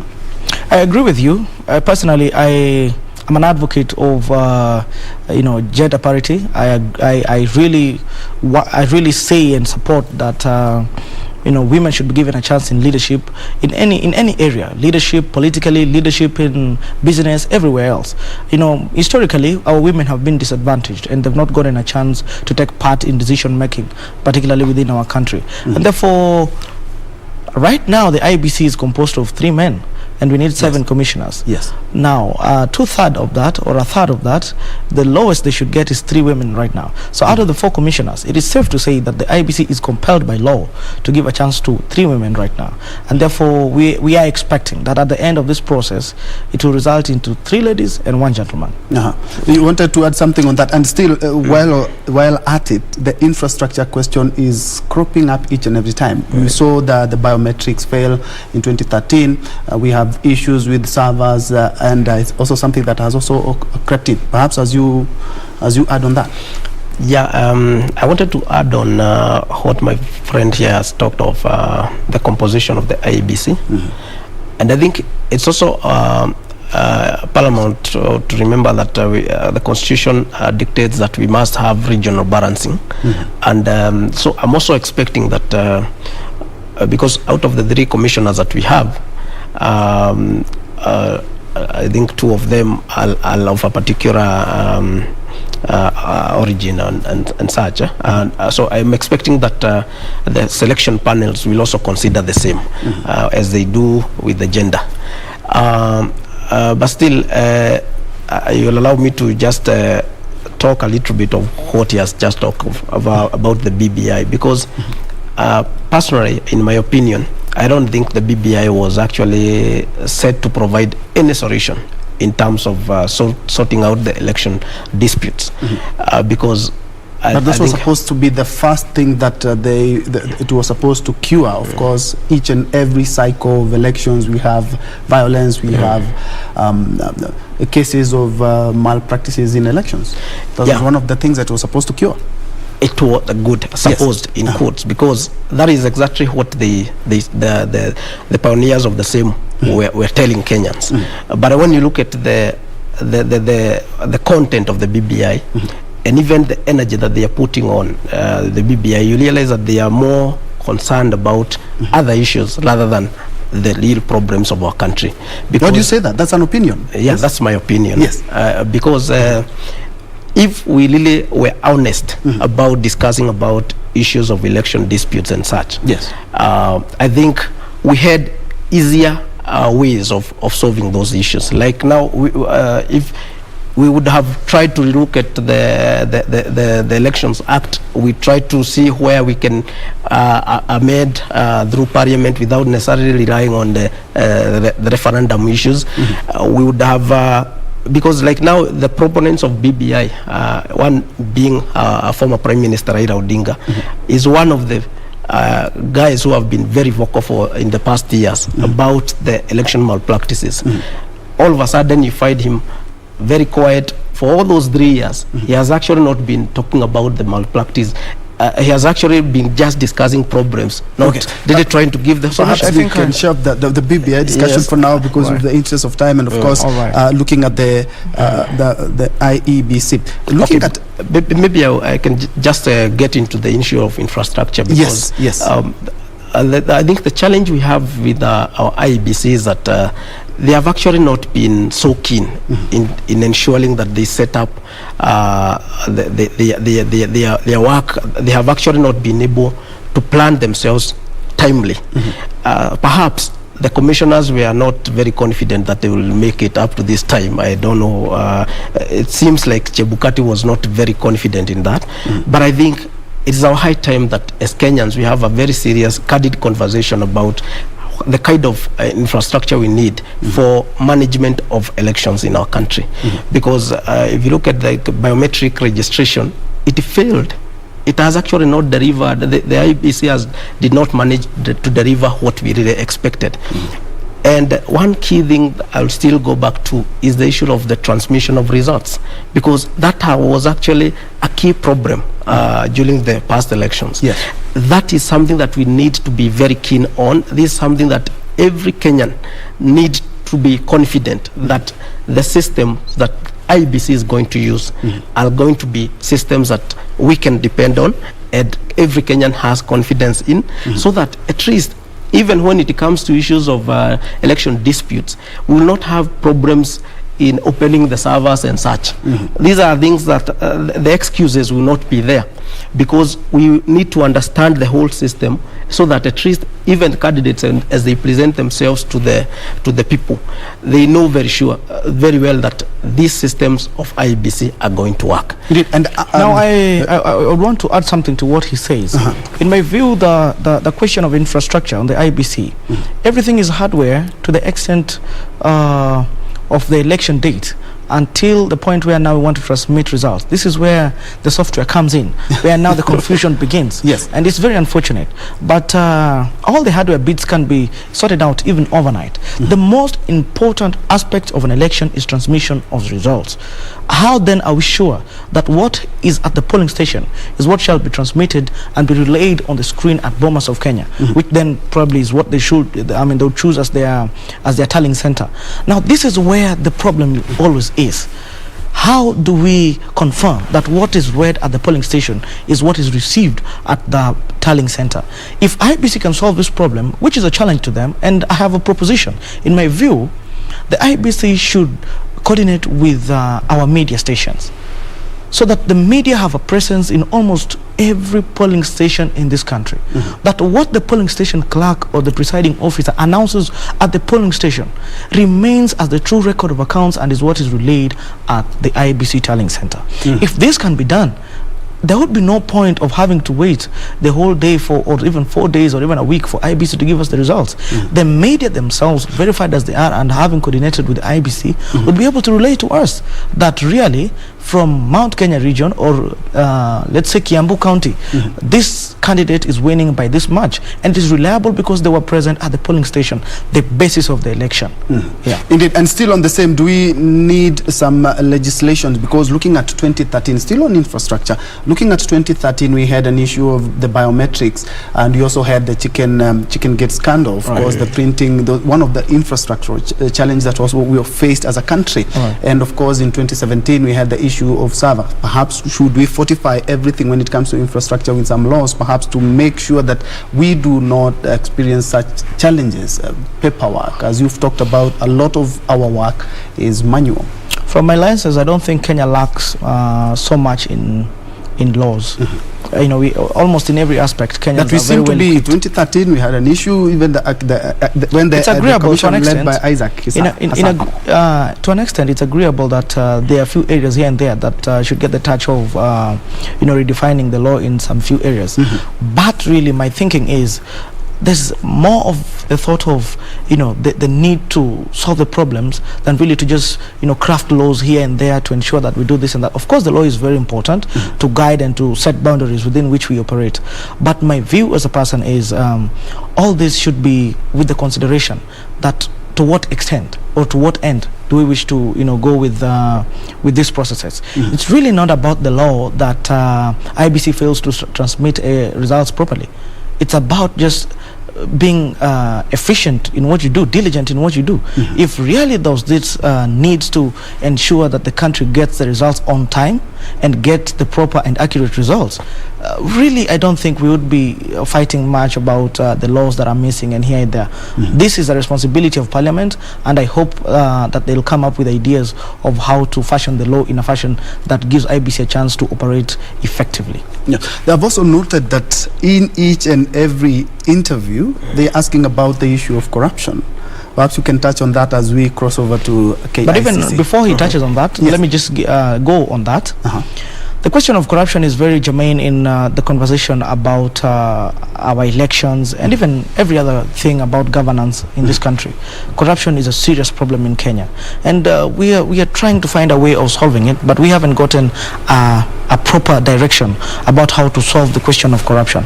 But look at it, I am a bit worried about the excitement of having to go out of the country to print ballots in Dubai, to get some of our infrastructure sorted out, and unfortunately, even some of our politicians, to the level of the deputy president, is. It is reported that his campaign mechanism is being done in Dubai and this area, and I think from that point is where the corruption sets in.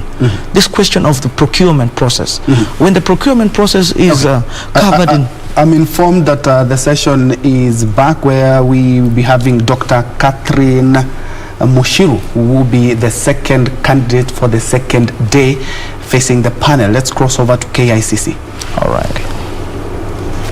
Please answer candidly, but also be precise, because this is a timed interview. So with that, we are ready to start.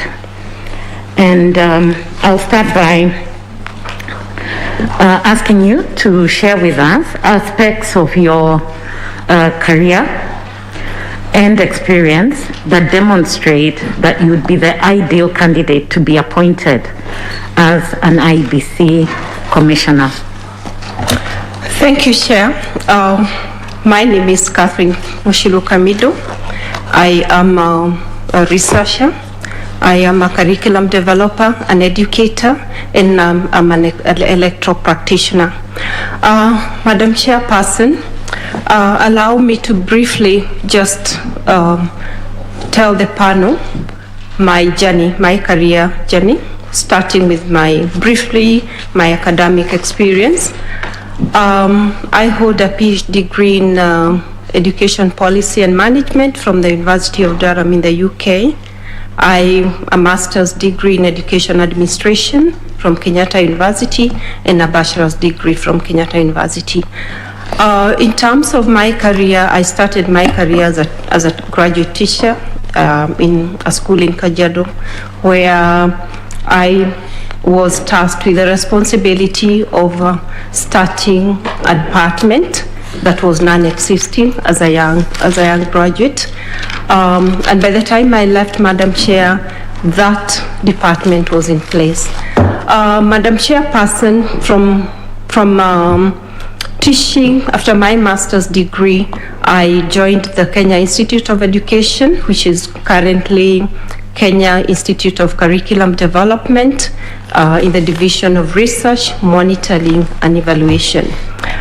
It is at the Kenya Institute of Education that really I honed my skills in terms of leadership, in terms of teamwork, in terms of portraying that I have the potential to create an impact.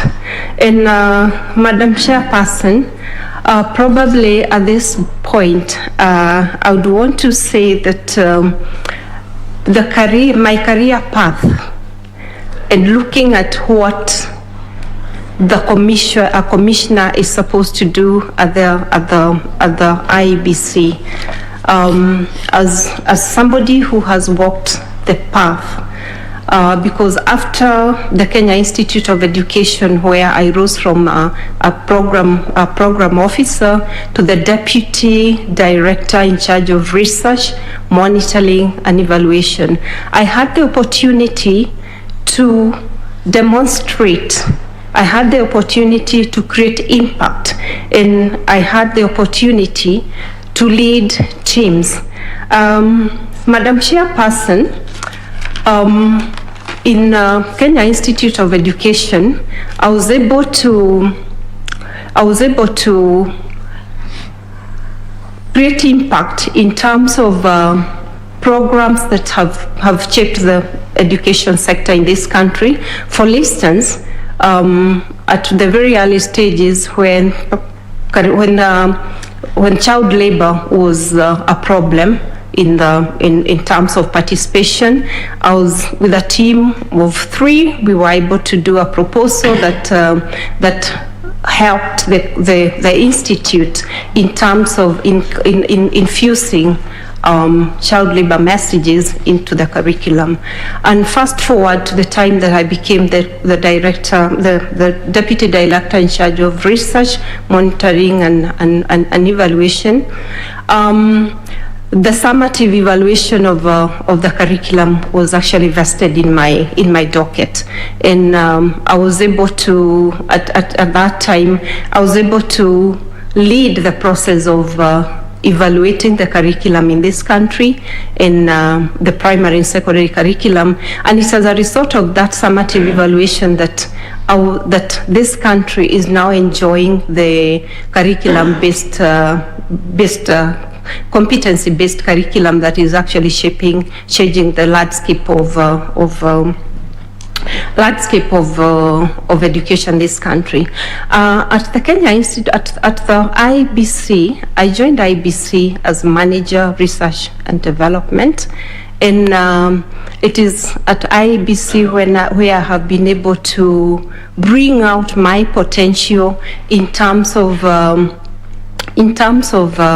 management of elections and the competencies that are needed. And to demonstrate this, Madam Chairperson, I would want to bring out my personal attributes that are very important in the conduct of elections. I am a very calm person. I'm resilient. I am a person who is, in the eyes of a storm, I am calm. I am a person who is adaptable to change. I am able to rally teams and focus on the goal that is at hand. And at the same time, I offer leadership, and this is demonstrated by the projects that I have read at the commission in the 11 years that I have been at the commission. First of all, I hold the docket where the development of the commission strategic plan is housed. And when I joined the commission, I was tasked with the responsibility of initiating the first strategic plan for the commission. And at the commission, I have offered leadership in terms of sharing different committees, technical committees. I have interacted with the commission, with the secretariat, and in the face of the conduct of elections, Madam Chair, I have been very, very instrumental in identifying gaps that are in the process, because research is vested in the docket which I lead, and those gaps, the gaps that exist, identification of those gaps is what has brought about improvement in the electoral process. Madam Chairperson, apart from leading the team that has developed the first, the second, and the third strategic plan, I want to pride myself in having steered projects in the commission that have had an impact, not just in the country, but outside the country. Allow me to mention two of those projects. One is the pilot testing of the International IDEA election management tool. This is a tool that was being piloted by the International IDEA in order to identify risks in the electoral process, and we were lucky that Kenya was chosen as one of the countries that was going to pilot the tool, and I was able to offer leadership to oversight the implementation of that project, and at the end of it all, it was successful, and it has now, because of the success of its implementation, it was adopted by the African Union as in the use in the member states, and I had the opportunity of interacting and inducting other EMBs in Africa, in North Africa, SADC countries, in ECOWAS countries in the use of the tool. The other one is the election security arrangement project that has shaped the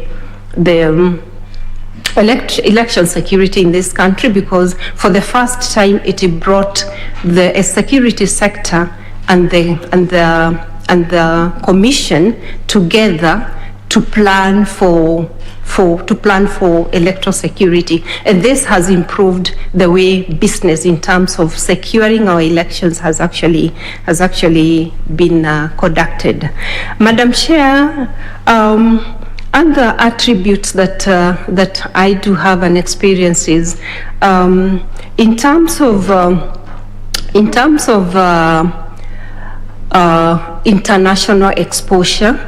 I have been lucky to observe elections in many African countries, and therefore I have been able to bring to the Commission experiences, good lessons that we have adopted, because after every observation mission, and I have observed elections in this country, in the African continent, in different countries, I have been able to bring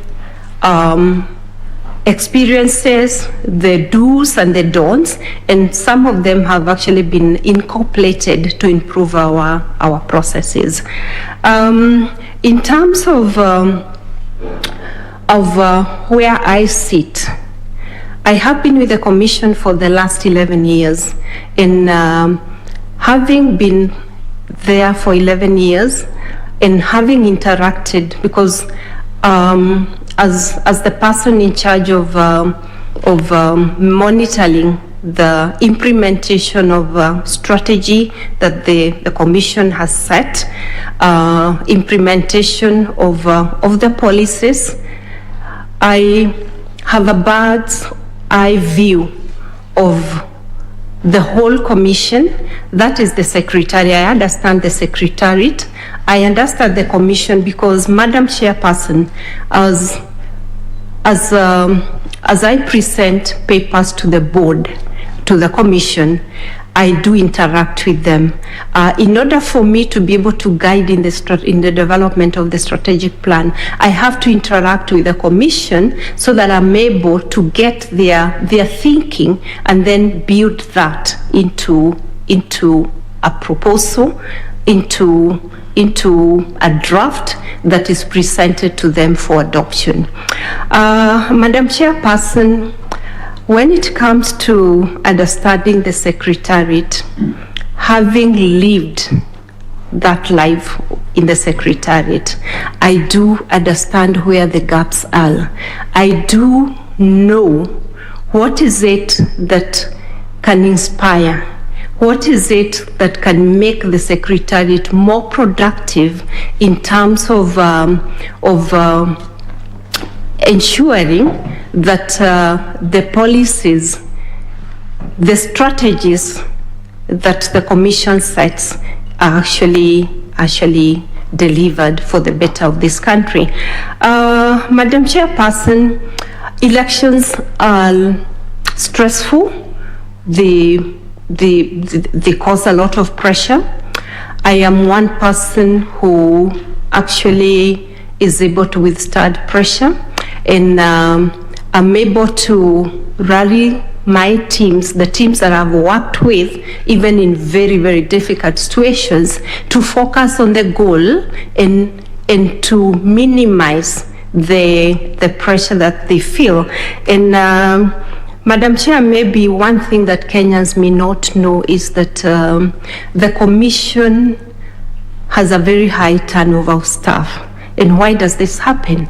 This happens because there are quite a number, there's a lot of pressure that is created by the environment that the staff work under. And because of that, it is important that the Commission understands the environment, understands the people that the people that are supposed to implement the agenda, and I feel and I believe I will be an interface between the Secretariat and the Commission. Madam Chairperson, in addition to being able to understand, or in addition to what I'm going to bring to in terms of understanding the Secretariat, my international networks are very important. I have built networks internationally, electoral networks, and these are networks that at the commission level I would be able to use to make IEBC a better commission. And Madam Chair, in terms of inspiring staff, in terms of building them, in terms of making them believe that the commission is behind them, in making them believe in they have a fallback, and so that they can concentrate on the work that they are doing, knowing that there's a body that is there to actually shield them. There's a body that is there that is going to make them to help them bring out the best out of who they are.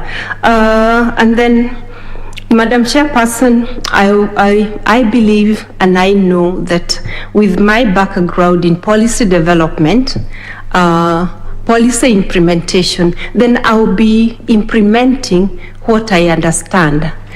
For instance, the Commission has just launched the 2020-2024 strategic plan, which I have steered. So in terms of implementing the commission's strategies, that the vision that the commission has set, I'll be oversighting what I understand, and therefore I'll be able to give guidance to the Secretariat.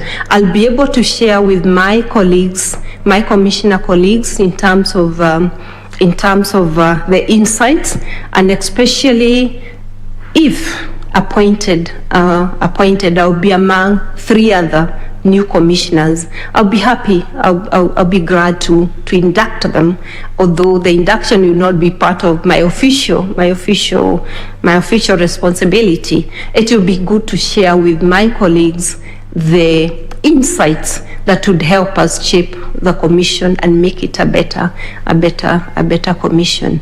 I live in fact in whichever area that in task that I've been assigned to, and I have a track record of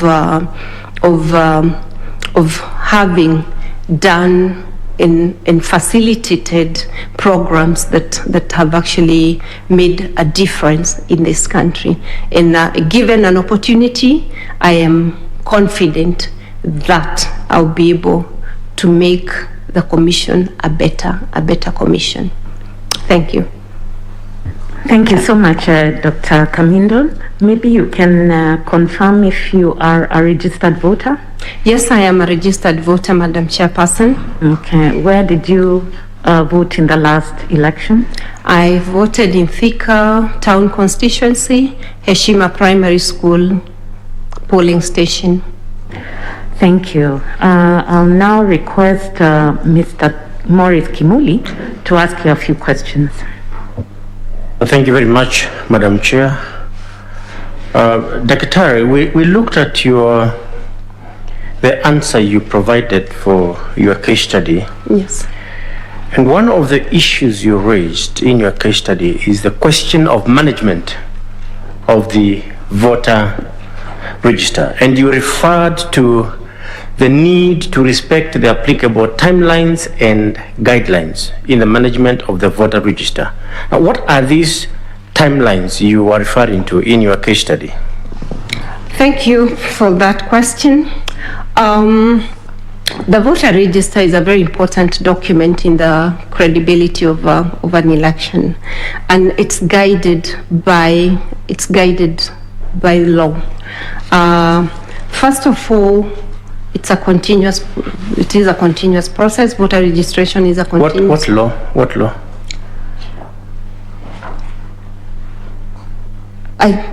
Which law? You say it's guided by law. Yes. Which law? The Elections Act is specific about the register of voters. What does it say? continuous voter registration. It allows for verification of the voters register, gazettement of the cleaning of the voters register, and gazettement of the register of voters. Does the law say in what form IEBC shall keep the voter register, keep and maintain the voter register? Yes. The IEBC is supposed to maintain a clean voter register and in electronic form and also in hard copy form. So in essence, therefore, when we talk about access and inspection of the voter register, yes, it means that it should be accessible in the physical and also in virtual form. Yes. Now, at what time, by law, is IEBC supposed to allow inspection of the voter register? Actually, the inspection of the voter register is supposed to be a continuous process. We have two processes. We have the inspection and we have the verification. The verification is a continuous process because a voter can actually walk into a polling station and verify their details in a registration center where they were registered in the constituency. When it comes to the inspection of the voters register, this is done before a general election because it is after the processing of the register has been processed that it is made available for inspection so that the voters can actually verify their details.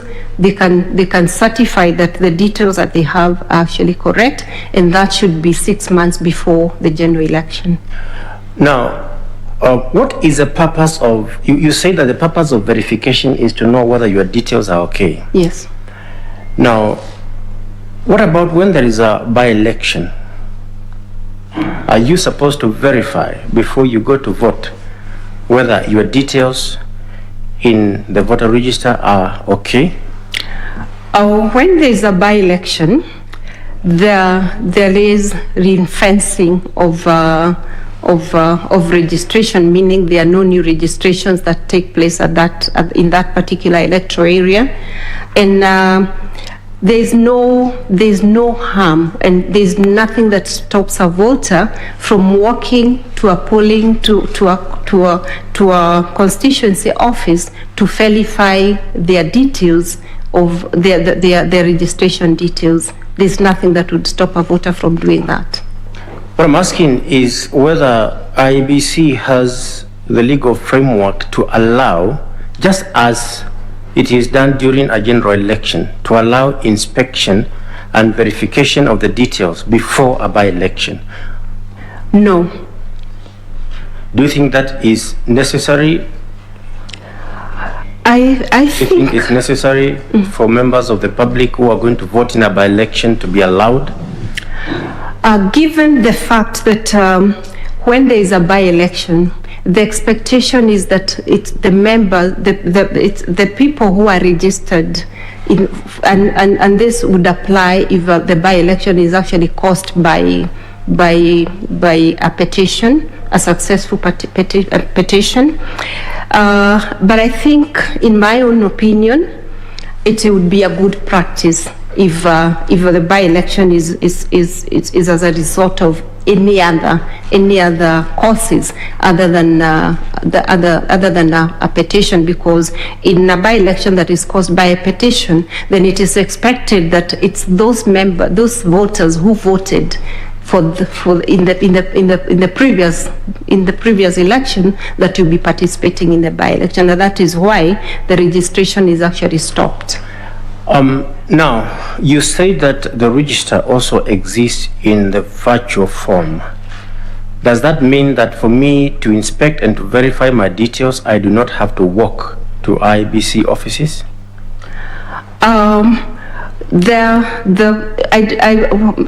What I said is that the register is kept by IEBC in a digital form. Now, let me just be straight to the Yes. point.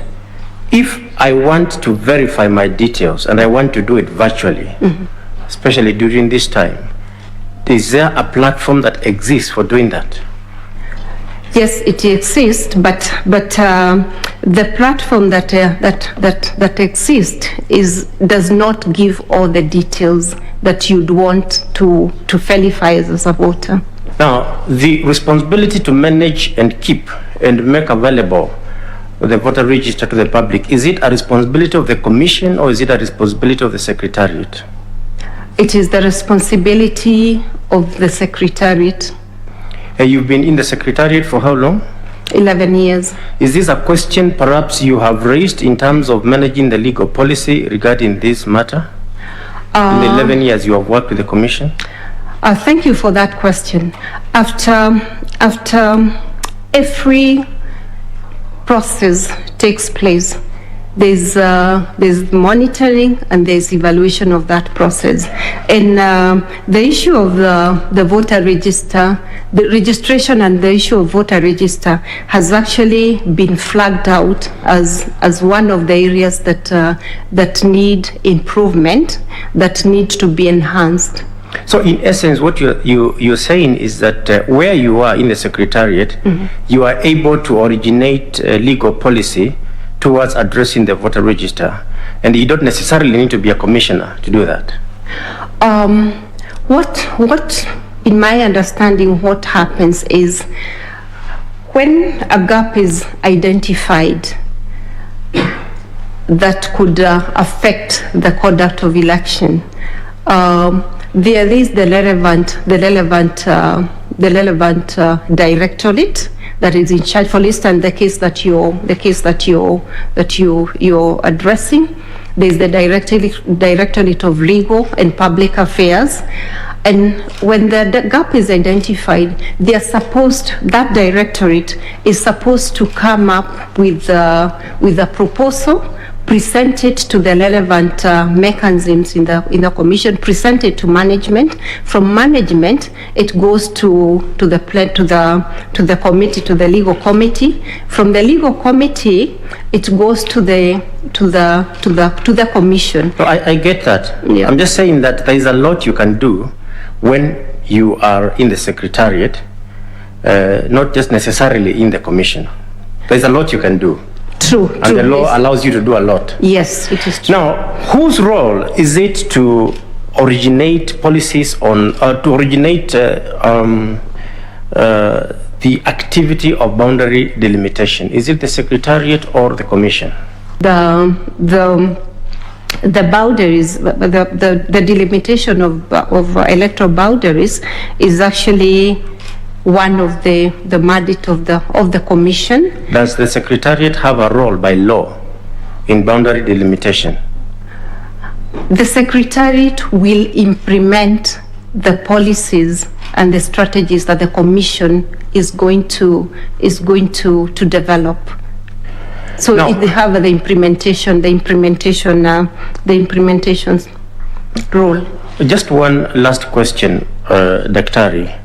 Some of the boundaries that are delimited are boundaries between two counties. Yes. Does IEBC have the power to determine county boundaries? And if it does, under what law? If it doesn't, who has that responsibility? And what would then happen if there is a dispute between two counties? Madam Chairperson, the question of disputes in electoral boundaries, in boundaries, both electoral and administrative, is very, very emotive. And from where I sit, we receive those disputes, both administrative. Let me just help you. I'm asking about county boundaries. Yes. County boundaries, which also coincide with constituency boundaries. Do you have, by law, the jurisdiction, or who has the jurisdiction? The county boundaries are not a mandate of the commission, because they are administrative boundaries. Whose mandate is it? The county, it's the mandate of it's the county, the administrative boundary is actually outside the mandate of the IEBC, and it's the mandate of the Ministry of Interior in Interior, because they actually delimit, they actually are the ones who are responsible for administrative boundaries. Thank you. Just look at Article 188 of the Constitution. Thank you, Chair. Thank you so much, Mr. Kimuli. I'll now request Dr. F.S. Abdallah to ask a few questions. Thank you, Madam Chair. Thank you, Madam Chair. Dr. Kamindo, karibu tena. Asante. Yeah, Dr. Kamindo, with your qualifications and experience, they are no doubt significant. And with you being there, I wouldn't expect anything to have gone wrong during the last elections. Now, in the 2017 presidential petition, the courts found significant electoral irregularities that warranted the nullification of the presidential election. Right. Madam Kamindo, you are the head of the team on the Tallying Center at Bomas. Maybe you could share your experience with us at what could have gone wrong. Thank you, Dr. Abdallah, for that question. The Bomas of Kenya was the national tallying center for the 2017 general election. My role as the coordinator of the tallying center was actually to coordinate the different teams. The National Tallying Center comprises of different activities or different components. One is the results processing. The second one is the media center. The third one is the call center, both for external and internal calls, and the welfare, the security. My role was to coordinate and make sure there is seamless operations within all these different units of the tallying center. That is the role that I had. Yes, I do appreciate that, but I'm referring you to that some irregularities, and I'm sure being there and coordinating this, maybe you could share what could have gone wrong. Thank you, Daktari and Madam Chair. The irregularities that were highlighted by the Supreme Court of Kenya were mainly to do with the transmission of results. Transmission of results, excuse me, the transmission of results for the presidential. We could have some water. You can take a moment and can someone assist, please? Sorry for that. It's okay. The transmission of results is a factor, is a sum total of many factors. And if I remember correctly, one of the issues was the fact that the commission was unable to transmit the presidential results and also offer other mechanisms for the same. Now, in terms of transmission, it's actually affected by factors that may be beyond the commission. For instance, there was the question of some polling stations that did not manage to transmit. It is in this country there are areas that do not have the infrastructure to support the transmission of results.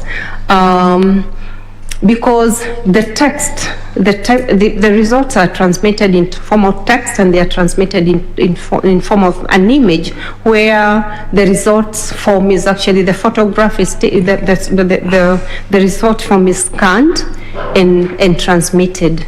Now, those areas which do not have a 3G network are not able to transmit, and what would appear as a failure of transmission is failure of infrastructure, and it is something that the Commission has addressed. All the issues that were highlighted by the Supreme Court of Kenya, the Commission has taken note of that, and they are being addressed progressively.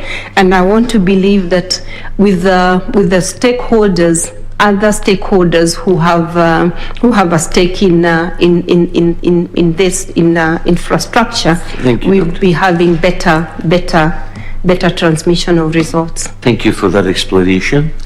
Now, if you are appointed a commissioner at the IEBC, what can be done to improve accountability structure and ensure personal responsibility for actions and decisions within the commission? Come again. If you are appointed a commissioner at the IEBC, and you seem to know the whole structure, but what I'm seeing could be missing is enforcement and personal responsibility for action done at the commission. What would you do because I'm sure this could be part of your research, what would you do in order to put mechanism where people are held responsible for action and decisions?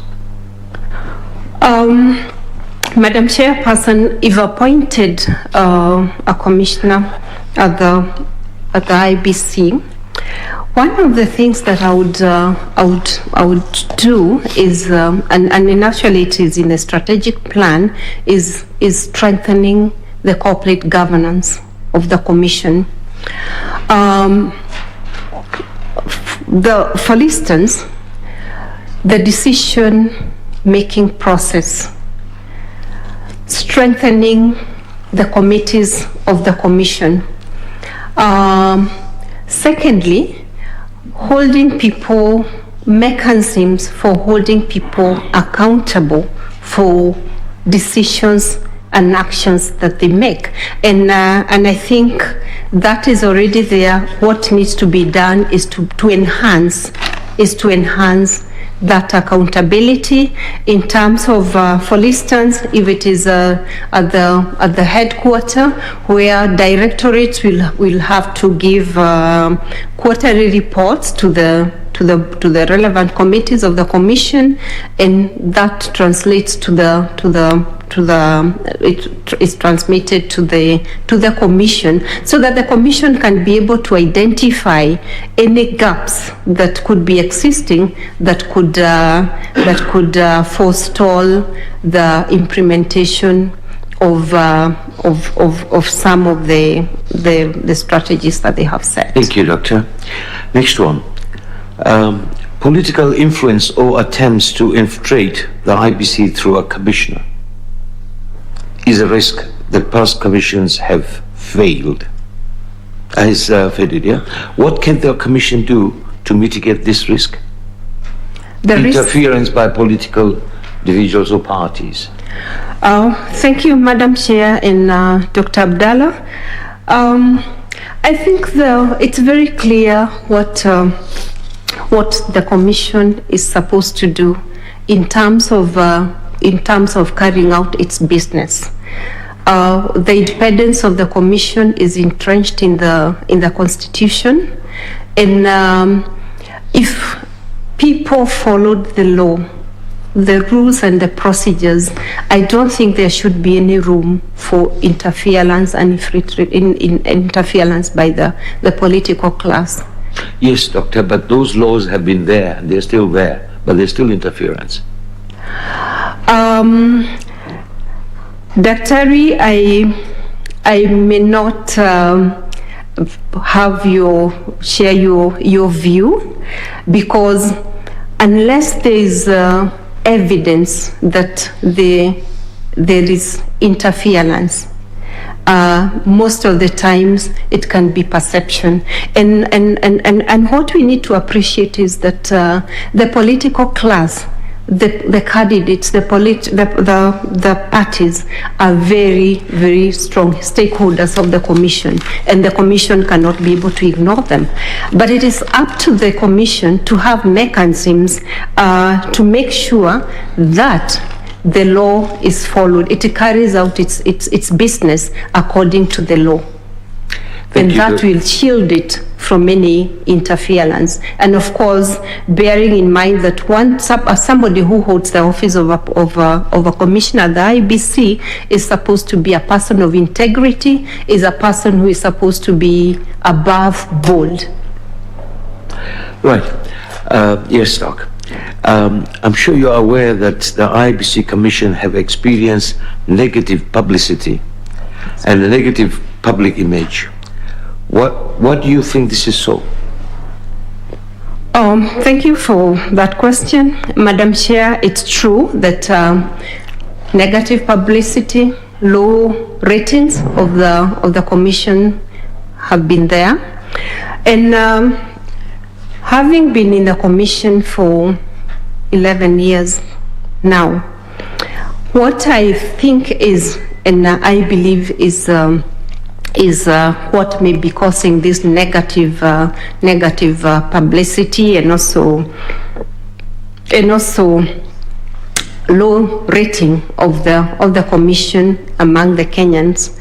One is communication. And when I talk about communication, I'm looking at a commission where Kenyans know, Kenyans understand. If, for instance, the commission had a very good, robust communication strategy where it actually works with the Kenyans in all its activities, the Kenyan public would not be having misinformation or misunderstanding of the commission. For instance, technology is one of the areas where the commission is an area that is completely misunderstood, and all Kenyans do not have enough information. As a commissioner at IEBC, I would want to see a policy, strategies that are going to open up the commission to the Kenyan public. And how can this be done? We could have, for instance, a technology week where Kenyans can interact with electoral technology, so that this mystery of what the technology can do is actually is actually removed and people understand. If it is the issue of what happens to your vote when you vote, many Kenyans, once they come and cast their vote, they may not understand the process that goes on until that vote results into showing their will by electing the leader of their choice. So that mystery needs to be removed, and it needs to be removed by having a very good communication policy, setting strategies that are going to open up the commission to the public, so that there is no mystery. Because I believe it is the mystery, is lack of that understanding, lack of knowing, that makes people think the commission is mysterious. Thank you, Doc. So I hope, I wish you all the best, and hope that you will use all those research lessons and teachers so we can have a good elections. Thank you and all the best. Thank you. Thank you. Thank you, Dr. Abdallah. I will now request Mr. Kimuli, no, sorry, not Mr. Kimuli, Mr. Gideon Solonka to ask a question. Thank you, Madam Kamindo, for your answers. I want to begin by referring to you to a text in your application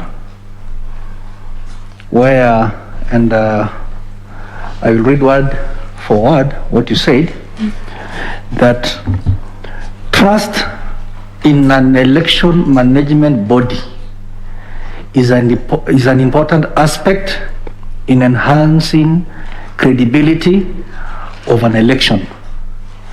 Do you remember? Yes, I do remember. Okay.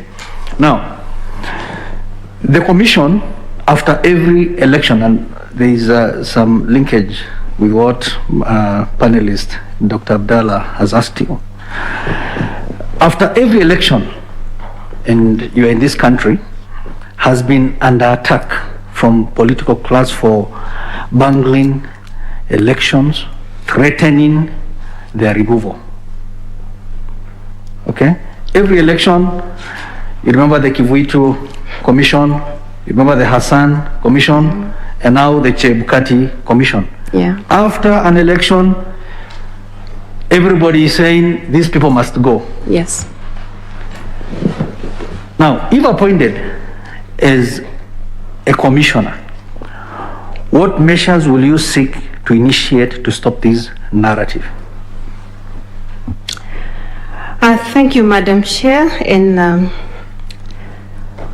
the question is very interesting because I think it's something very unique to the Kenyan environment. They must go after every election. What causes it? What causes this? And I think you read it correctly, is the lack of trust in the electoral process, or lack of trust in the people who are conducting the election. Madam Chairperson, when you look at Kenya as a country and how we conduct our elections,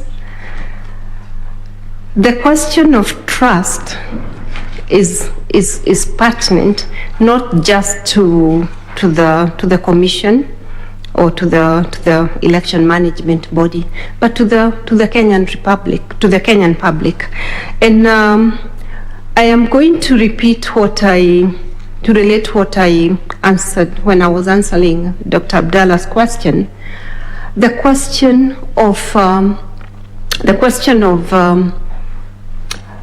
the commission being open to the public. And by no means, I'm not saying that it's not now open, but there needs to be an enhancement. Distinguished panelists, you're conducting this interview in public. So the Kenyans are seeing the people who are being recruited. And when they are finally recruited, when they get to, you get the best. But when they get to the election management body, why do they become questionable? Why do Kenyans question them? And yet, there's a very competent panel that recruits. I think this is the only country where the commissioners are taken through such a rigorous process of recruitment. But at the end of the day, they end up being mistrusted by the very people whom they are serving. One thing that I would really propose to cure this, other than the communication, is the stakeholder engagement. We have very key stakeholders, the political parties, the candidates, the candidates who contest elections. And most of the times, this mistrust is actually a product of dissatisfaction with the results that the commission has announced. And strongly engaging the stakeholders in the in the processes, and especially the political class, would be a very important step towards curing that. And I'm not saying it is going to be the cure completely, but it is a step towards that. Then we also need, as a country, to accept, to have a culture of accepting that we get into a competition to win or to lose. There must be a winner. Dr. Kamindo? Yes. You've alluded to a very important issue, that why Kenyans do not trust is because of the issue of results. Yes. Now, are you telling Kenyans that it is impossible to give verifiable, accurate results in an election? Because that is the only thing. Mr. Solanka, it's very, very possible to do that.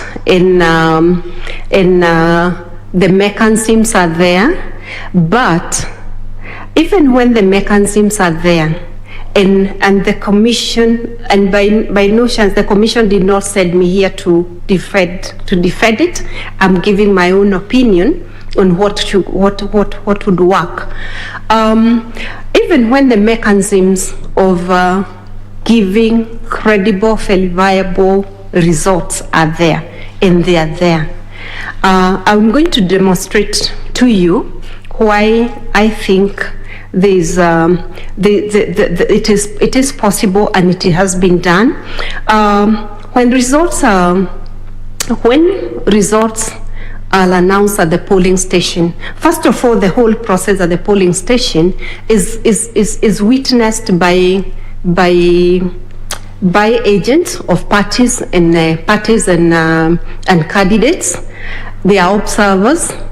Finally, when at the polling station the counting is done and the results are announced, and there are results forms that record the results as they are in presence of the agents, and the agents are required to sign that actually these are the results of that polling station.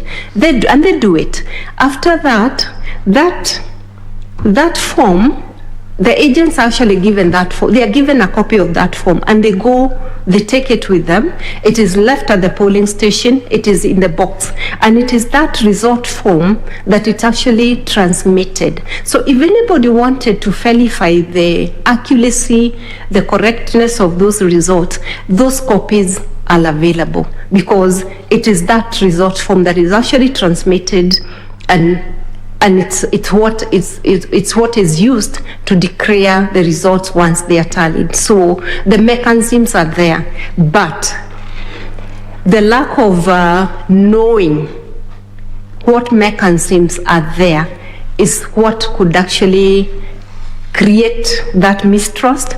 And I think by that openness, by stakeholder engagement, it's going to progressively help in terms of removing that must go. So in other words, the mistrust is misplaced. It is not based on reality. I don't want to say, Mr. Solonka and Madam Chair, that the trust is misplaced, because what you don't know, you can form any perception about it. And that is why I'm advocating for that openness, so that when your opinion is not shaped by what you do not know. Thank you. Let's move on. Now, do you trust the current election management body yourself, as you sit there? Mr. Solonka and Madam Chair, I do trust, because I know the mechanisms are there to deliver credible elections. Thank you. Now, you are speaking to Kenyans. Can you score IEBC performance on the conduct and supervision of elections? Out of 100, what will you give them? Probably you can rephrase the question, because I'm saying that you've now been invited, Yes. You know how IEBC has been conducting and supervising elections. And we are told, out of 100, score them. How will you score them? From an insider's point of view, I would score them 80%. 80%? Yes. Okay. Thank you. Now, let's move to another issue which is more touchy, especially now that we are moving to the next general election. And this is on Article 88.4 of the Constitution, and also the Election Campaign Financing Act, which mandates the Commission to regulate the amount of money that may be spent by or on behalf of a candidate or party in respect of any elections. How will you ensure that candidates and political parties stick to the campaign financial limits set by the Commission? How will you ensure? Thank you for the question, and Madam Chair. Campaign financing is a tricky field, and not just in Kenya, world over. First of all, the law is there, but the regulations to implement it are not there.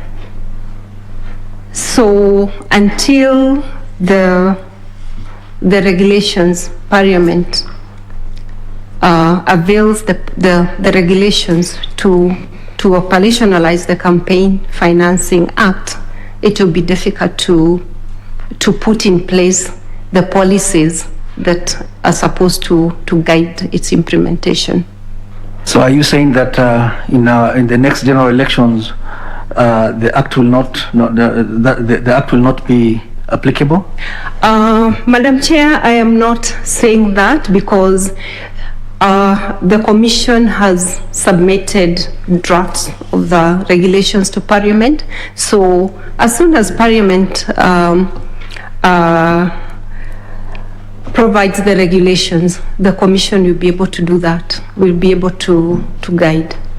Now, in the draft regulations that you have presented or to Parliament, which you are waiting for approval, how will you ensure that campaign finances are not used to bribe or in any way induce voters to vote in a certain manner? Do you have provisions in that in the regulations on how that can be enforced? Thank you, Mr. Sononka and Madam Chair. Like I said in the beginning, the enforcement of the Campaign Financing Act is not an easy task, and it has not been easy even in other countries, but because there's provision for the expenditure items in the regulations, I want to believe it will be possible to a big extent to do that. Now, if you become commissioner, what will you do to ensure that piece of legislation is crucial? What will you do to ensure that as we go to 2022 elections, we have all these things in place so that our elections are controlled, the monies used in campaigns are controlled? What will you do as commissioner? Thank you. As a commissioner in IEBC, and in respect to the Campaign Financing Act and its enforcement, one of the most important aspect of enforcing any law is actually a buy-in from the stakeholders. In this respect of the campaign financing, we are talking about the people who are contesting the elections. We are talking about the candidates. We are talking about the parties. So for me, as a commissioner, it would be very important to engage the very people who are supposed to be the very people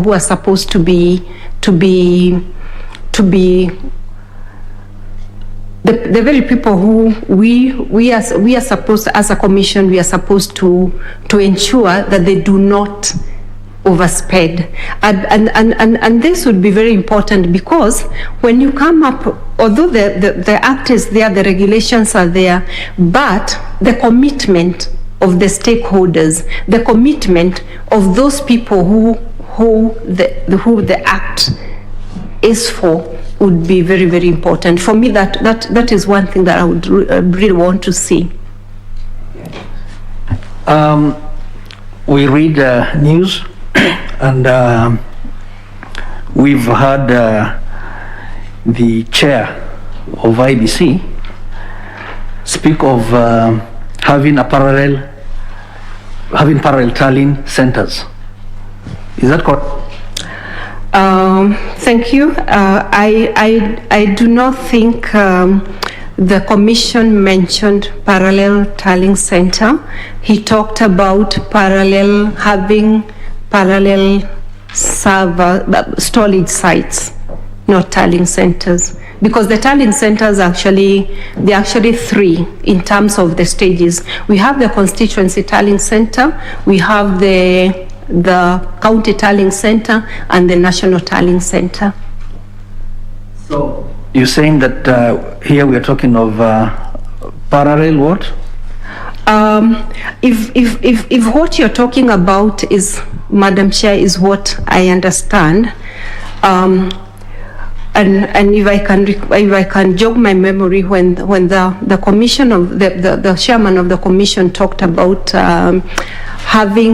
having servers at different sites, so that what happened in 2017 may not happen. So maybe you can just tell Kenyans what that means, having parallel servers, and whether it is anchored in law.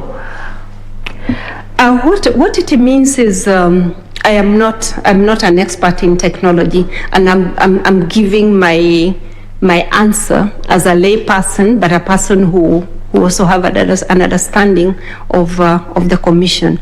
What that means is that they are different sites.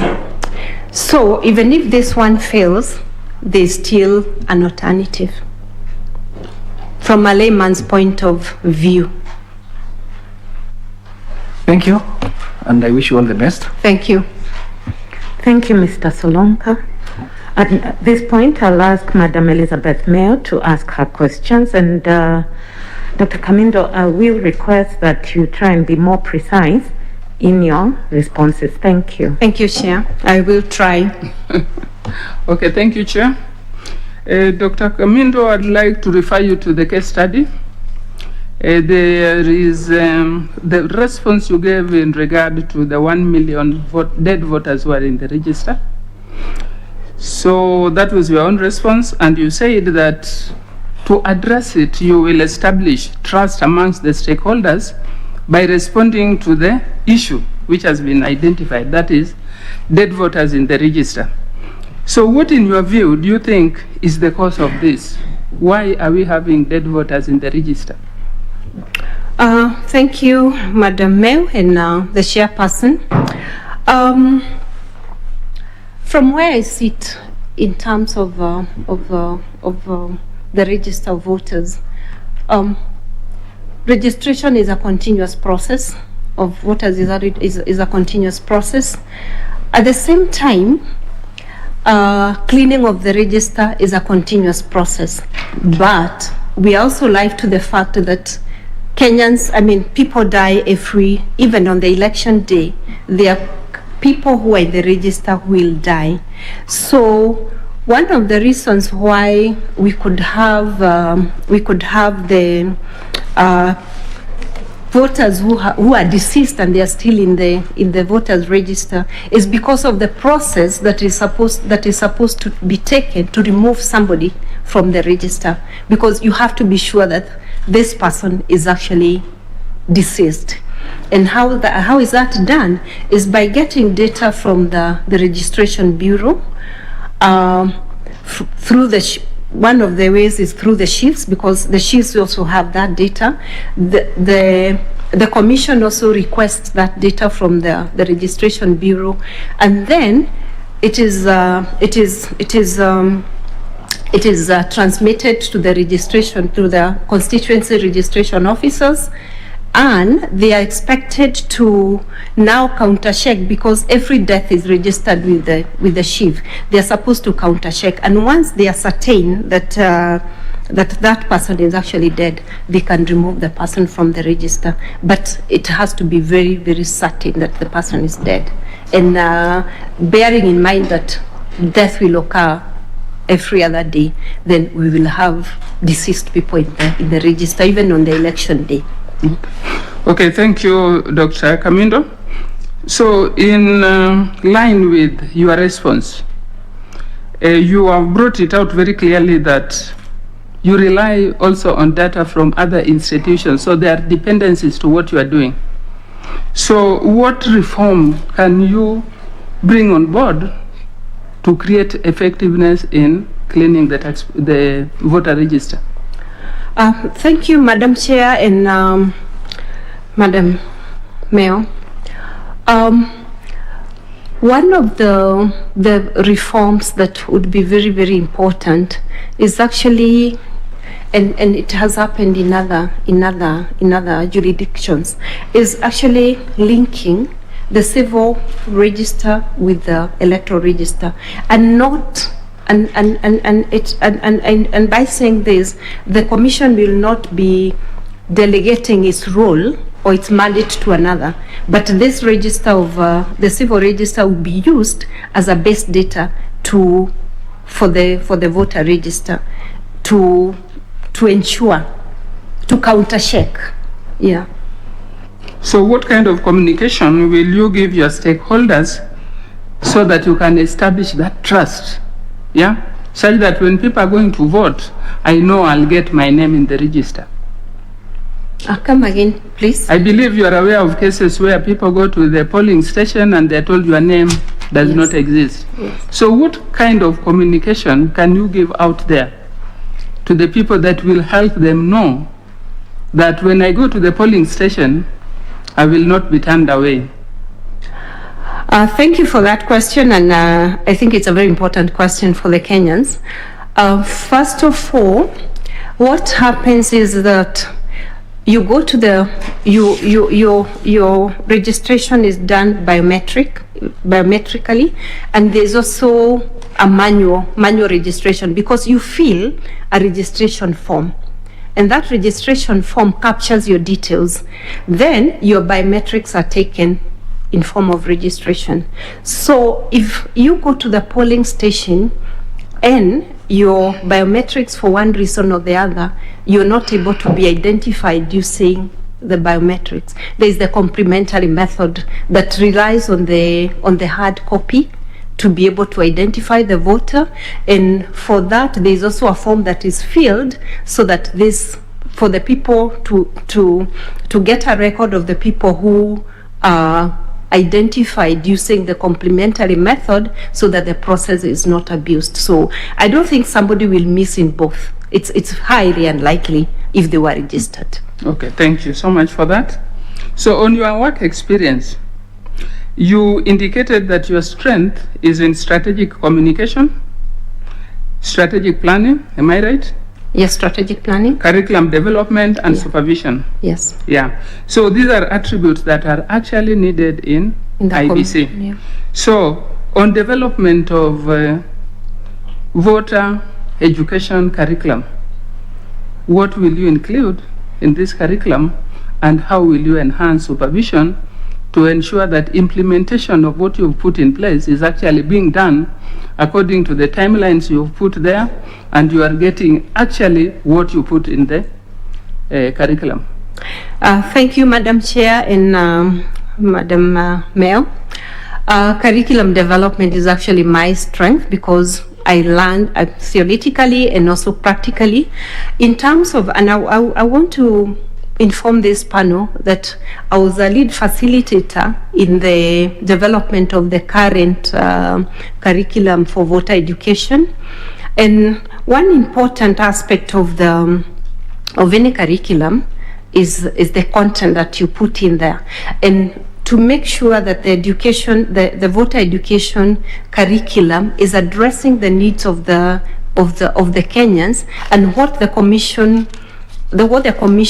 would want to educate the Kenyans on. Already, we have done an assessment of the impact of the current voter education, whether it's addressing the needs of the Kenyans and the needs of the commission, and identification has already been done. For instance, in terms of the strategies, content on strategies that the commission is going to use in the delivery of voter education. It is very clear that the voter education has to be targeted. It is not a one fits it all.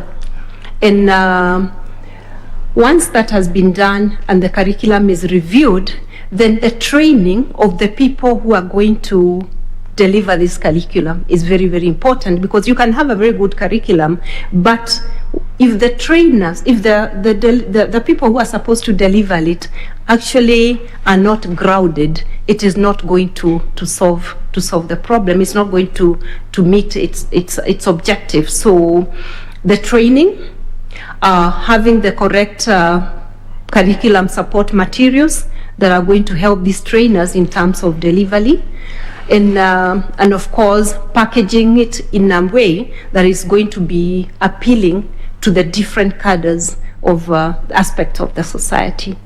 Thank you, Dr. Kamindo. Remember, as a commissioner, your role is to give oversight. Yes. You will not go down to the ground to do actual training. So how will you ensure that what you have planned and put in place is being done? That's what I'm asking. When the commission sets a policy and the strategies, which I believe it will be a voter education policy, and the strategies to deliver that policy, the respective directorate that is supposed to oversee or to implement that policy is supposed to give quarterly reports in terms of where they are to management. Then from management, it goes to the committee, the relevant voter education committee, and then the relevant voter education committee actually then takes presents the same to the commission, and the commission is able to make a decision whether this is going on well. Are there gaps? And if there are gaps, what can it do as a commission to help the secretariat implement that? So quarterly reports, annual reports, and then there's of course the final evaluation of the impact of the. So ideally, you are talking of a monitoring and evaluation framework. Yes, and a framework. Okay, thank you. Thank you, Chair. Thank you, Madam Mayor. I'll now request the Vice Chair to ask some questions. Yes, Dr. Kamindo, I'll be very brief. You know the meaning of the word impunity? I want to believe I do. What does impunity mean in a position of leadership? Thank you, Mr. Ashoka. What I think impunity means in a position of leadership is when, as a leader, you disregard the laid down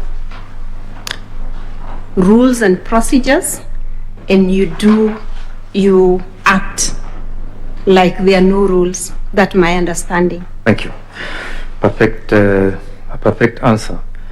Now, in 2017, according to your own words, the Commission was unable to transmit presidential results.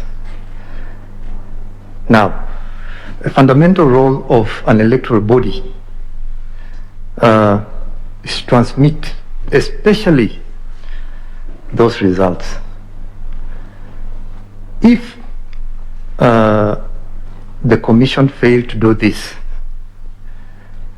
what, in your position, do you think ought to have happened?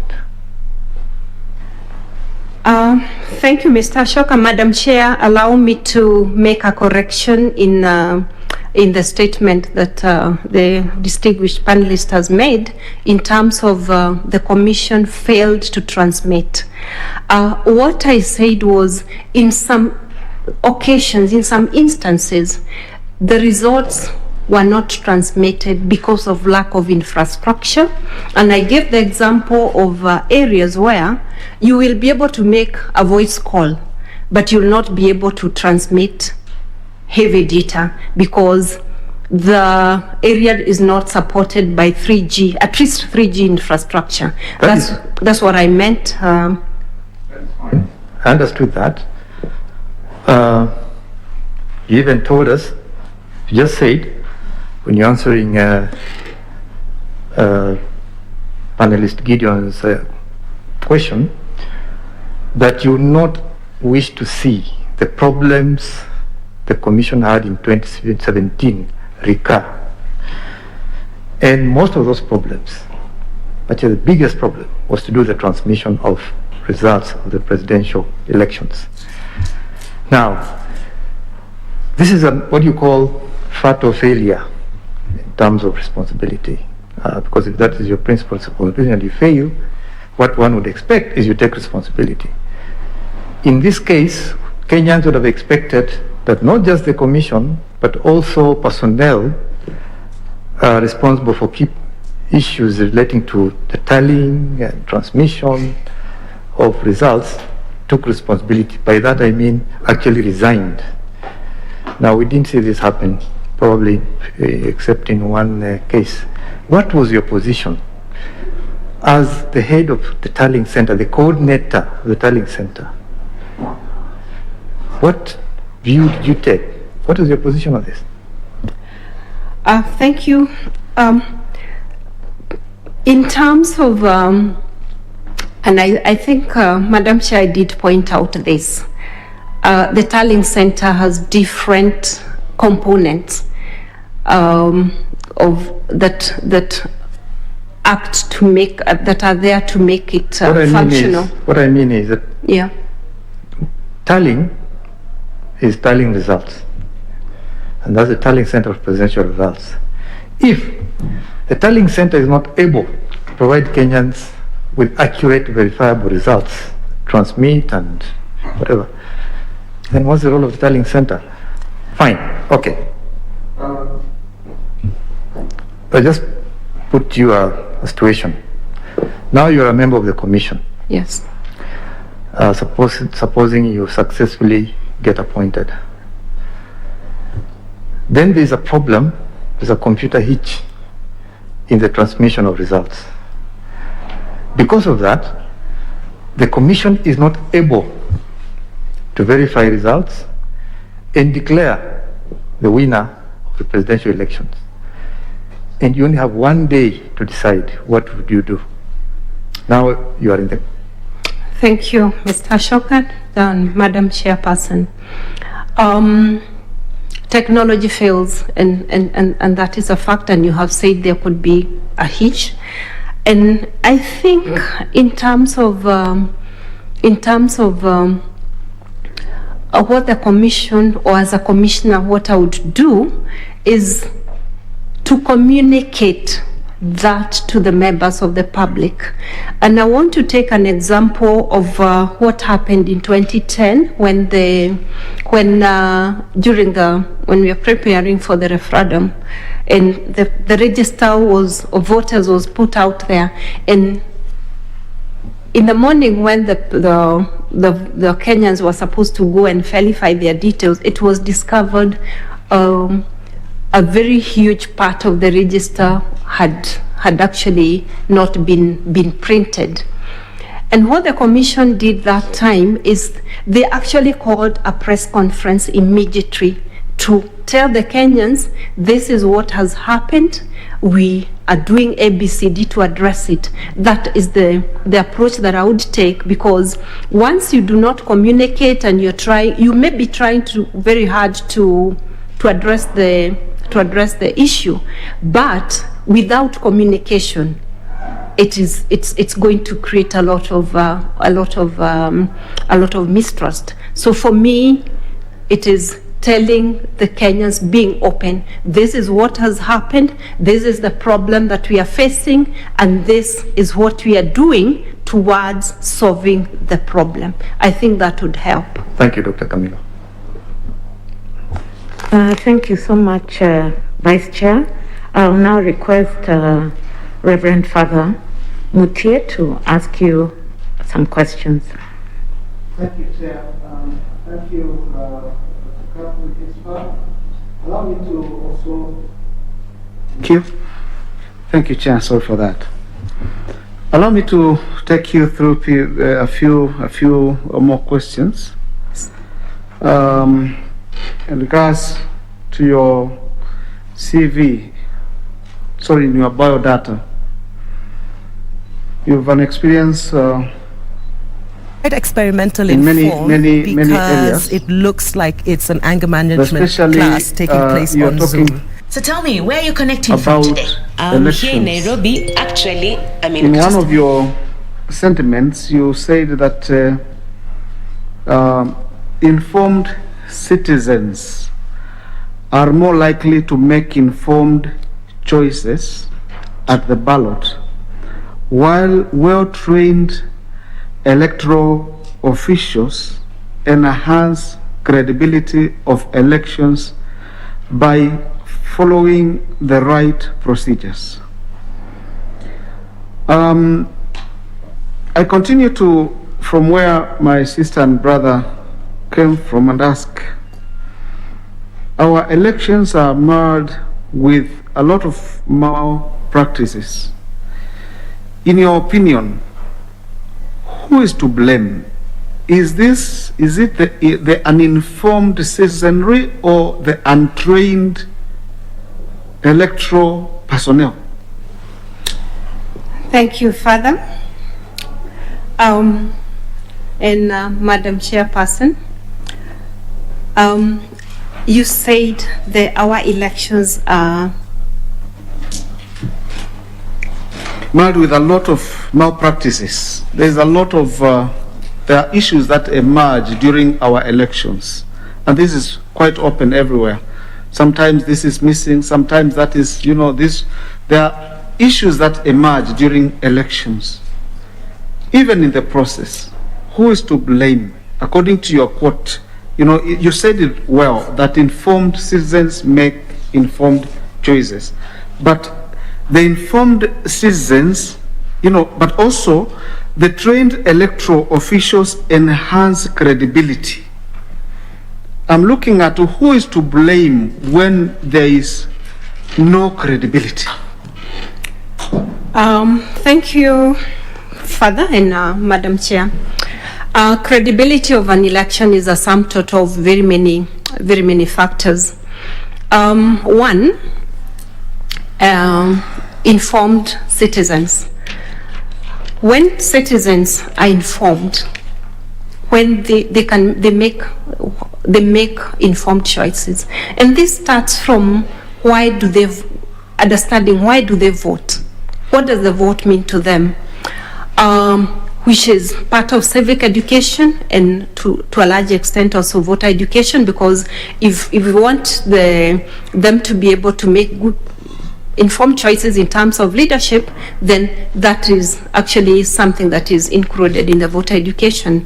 The citizens also are informed in terms of when they are going to make those choices. What are the processes?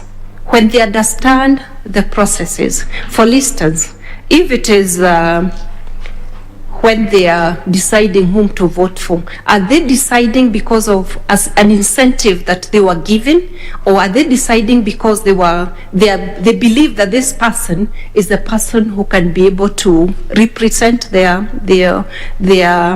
represent them effectively? So the citizens have to be taken through a process to understand what it means to cast their vote and the process and the outcome. When it comes to the trained poll officials, like I said in the beginning, extreme panel members, elections are complex. Their conduct of election is a complex process, and training of electoral officials is a very important component in terms of ensuring that this complex issue is actually dismantled into small, understandable, and doable issues. Let's take, for instance, the temporary poll officials who the Commission has to rely on. And these are the people who conduct the elections at the polling station. There are procedures that they are supposed to follow from the time in the opening, during, and the last and the last part of after the voting. There are forms and documents that they are supposed to fill. If these officials are trained well, and I want to pride myself that I was instrumental in proposing that we introduce assessment of the poll officials so that we can get the best. If they are well prepared, using a well-defined curriculum, they are trained by good, well-trained trainers, they are likely to get the concepts, they are likely to be able to do what they are supposed to do and do it effectively. And I can actually attest to the fact that from the time the strategy of training of the poll officials was changed from just having a mass of officials that you put in a hall and you train, into cascaded training, where we have master trainers, a pool of very experienced election officers who now train the trainers of trainers, who go down to train the poll officials in small clusters, and assess them, grade them. The training has the conduct, the performance has actually improved. We are having less errors in the filling of the forms and the other administrative documents. Thank you, Daktari. Are you aware of the values and principles of public service? Yes, I am aware, Madam Chair and Reverend Father. Daktari, can you mention just but two? There's the issue of integrity and the issue of behaving in a manner that is reflective of the office that you hold, both in private and public. Mm-hmm. Can you expound on, for example, let me give you one of them, a high standard of professionalism or professional ethics. Can you expound on that? High standards of professional ethics.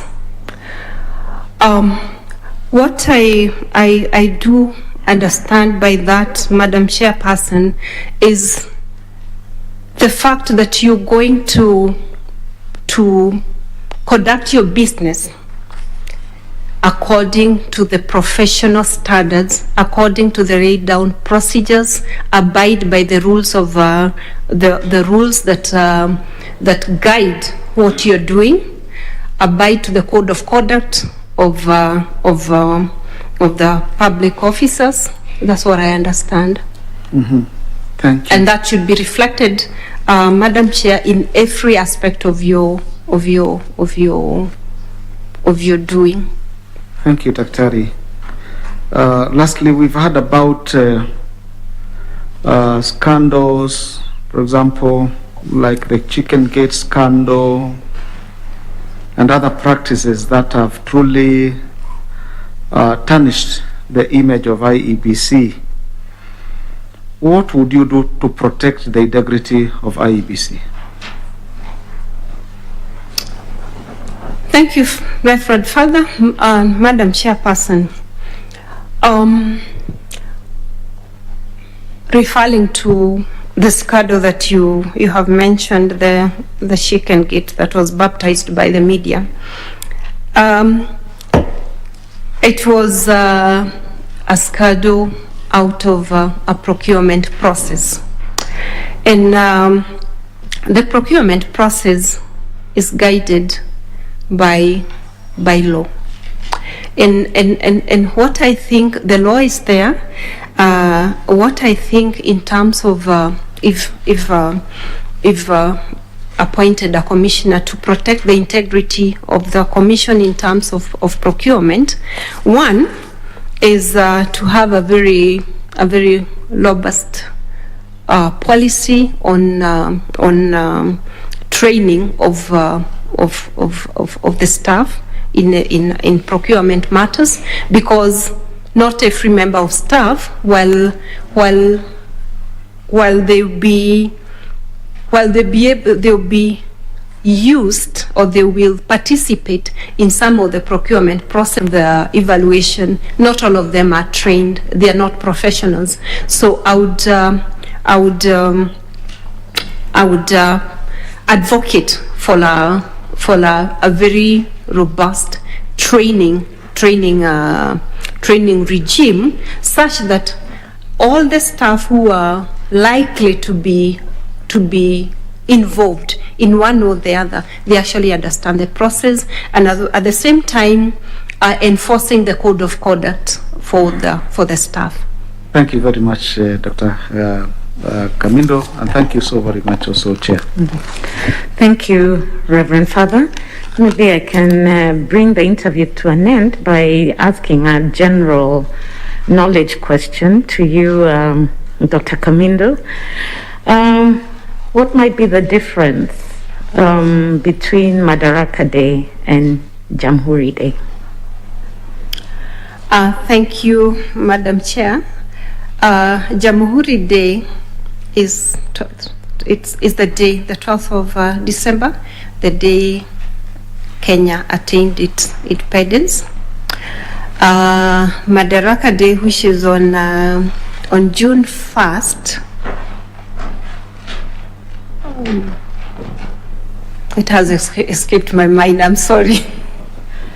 Well, it's also related. It's when we got partial independence. Thank you. Jamhuri is when we became fully independent. Thank you, Madam Chair, I have learned. Thank you so much, Dr. Kamindo.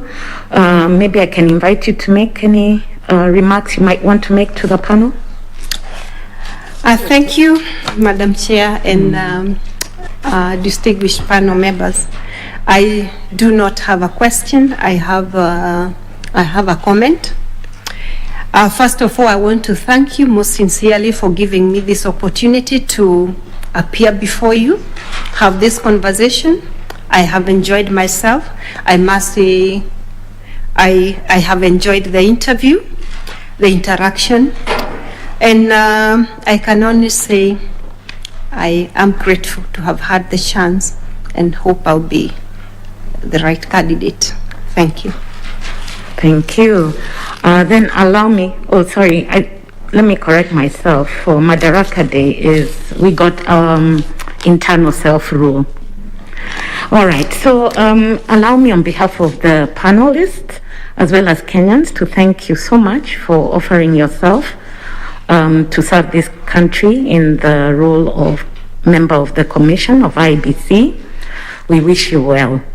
A member of the Secretariat will escort you.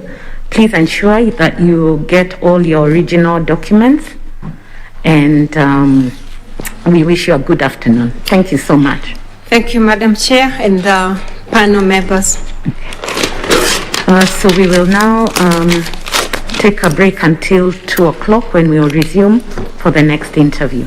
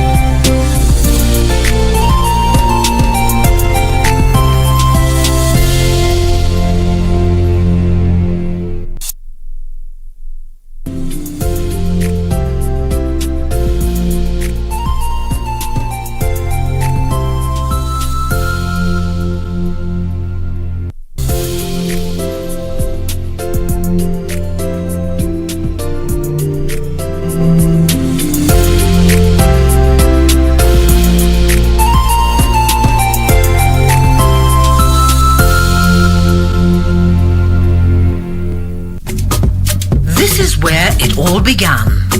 As the mother of broadcasting in Kenya, you can trust KBC to bring you authentic news and programs to your living room. As KBC, we take pride in our unrivaled heritage as Kenya's trusted national broadcaster. Commanding over 92% digital television signal coverage of our country, 23 radio services that cut across our entire language spectrum, a national, regional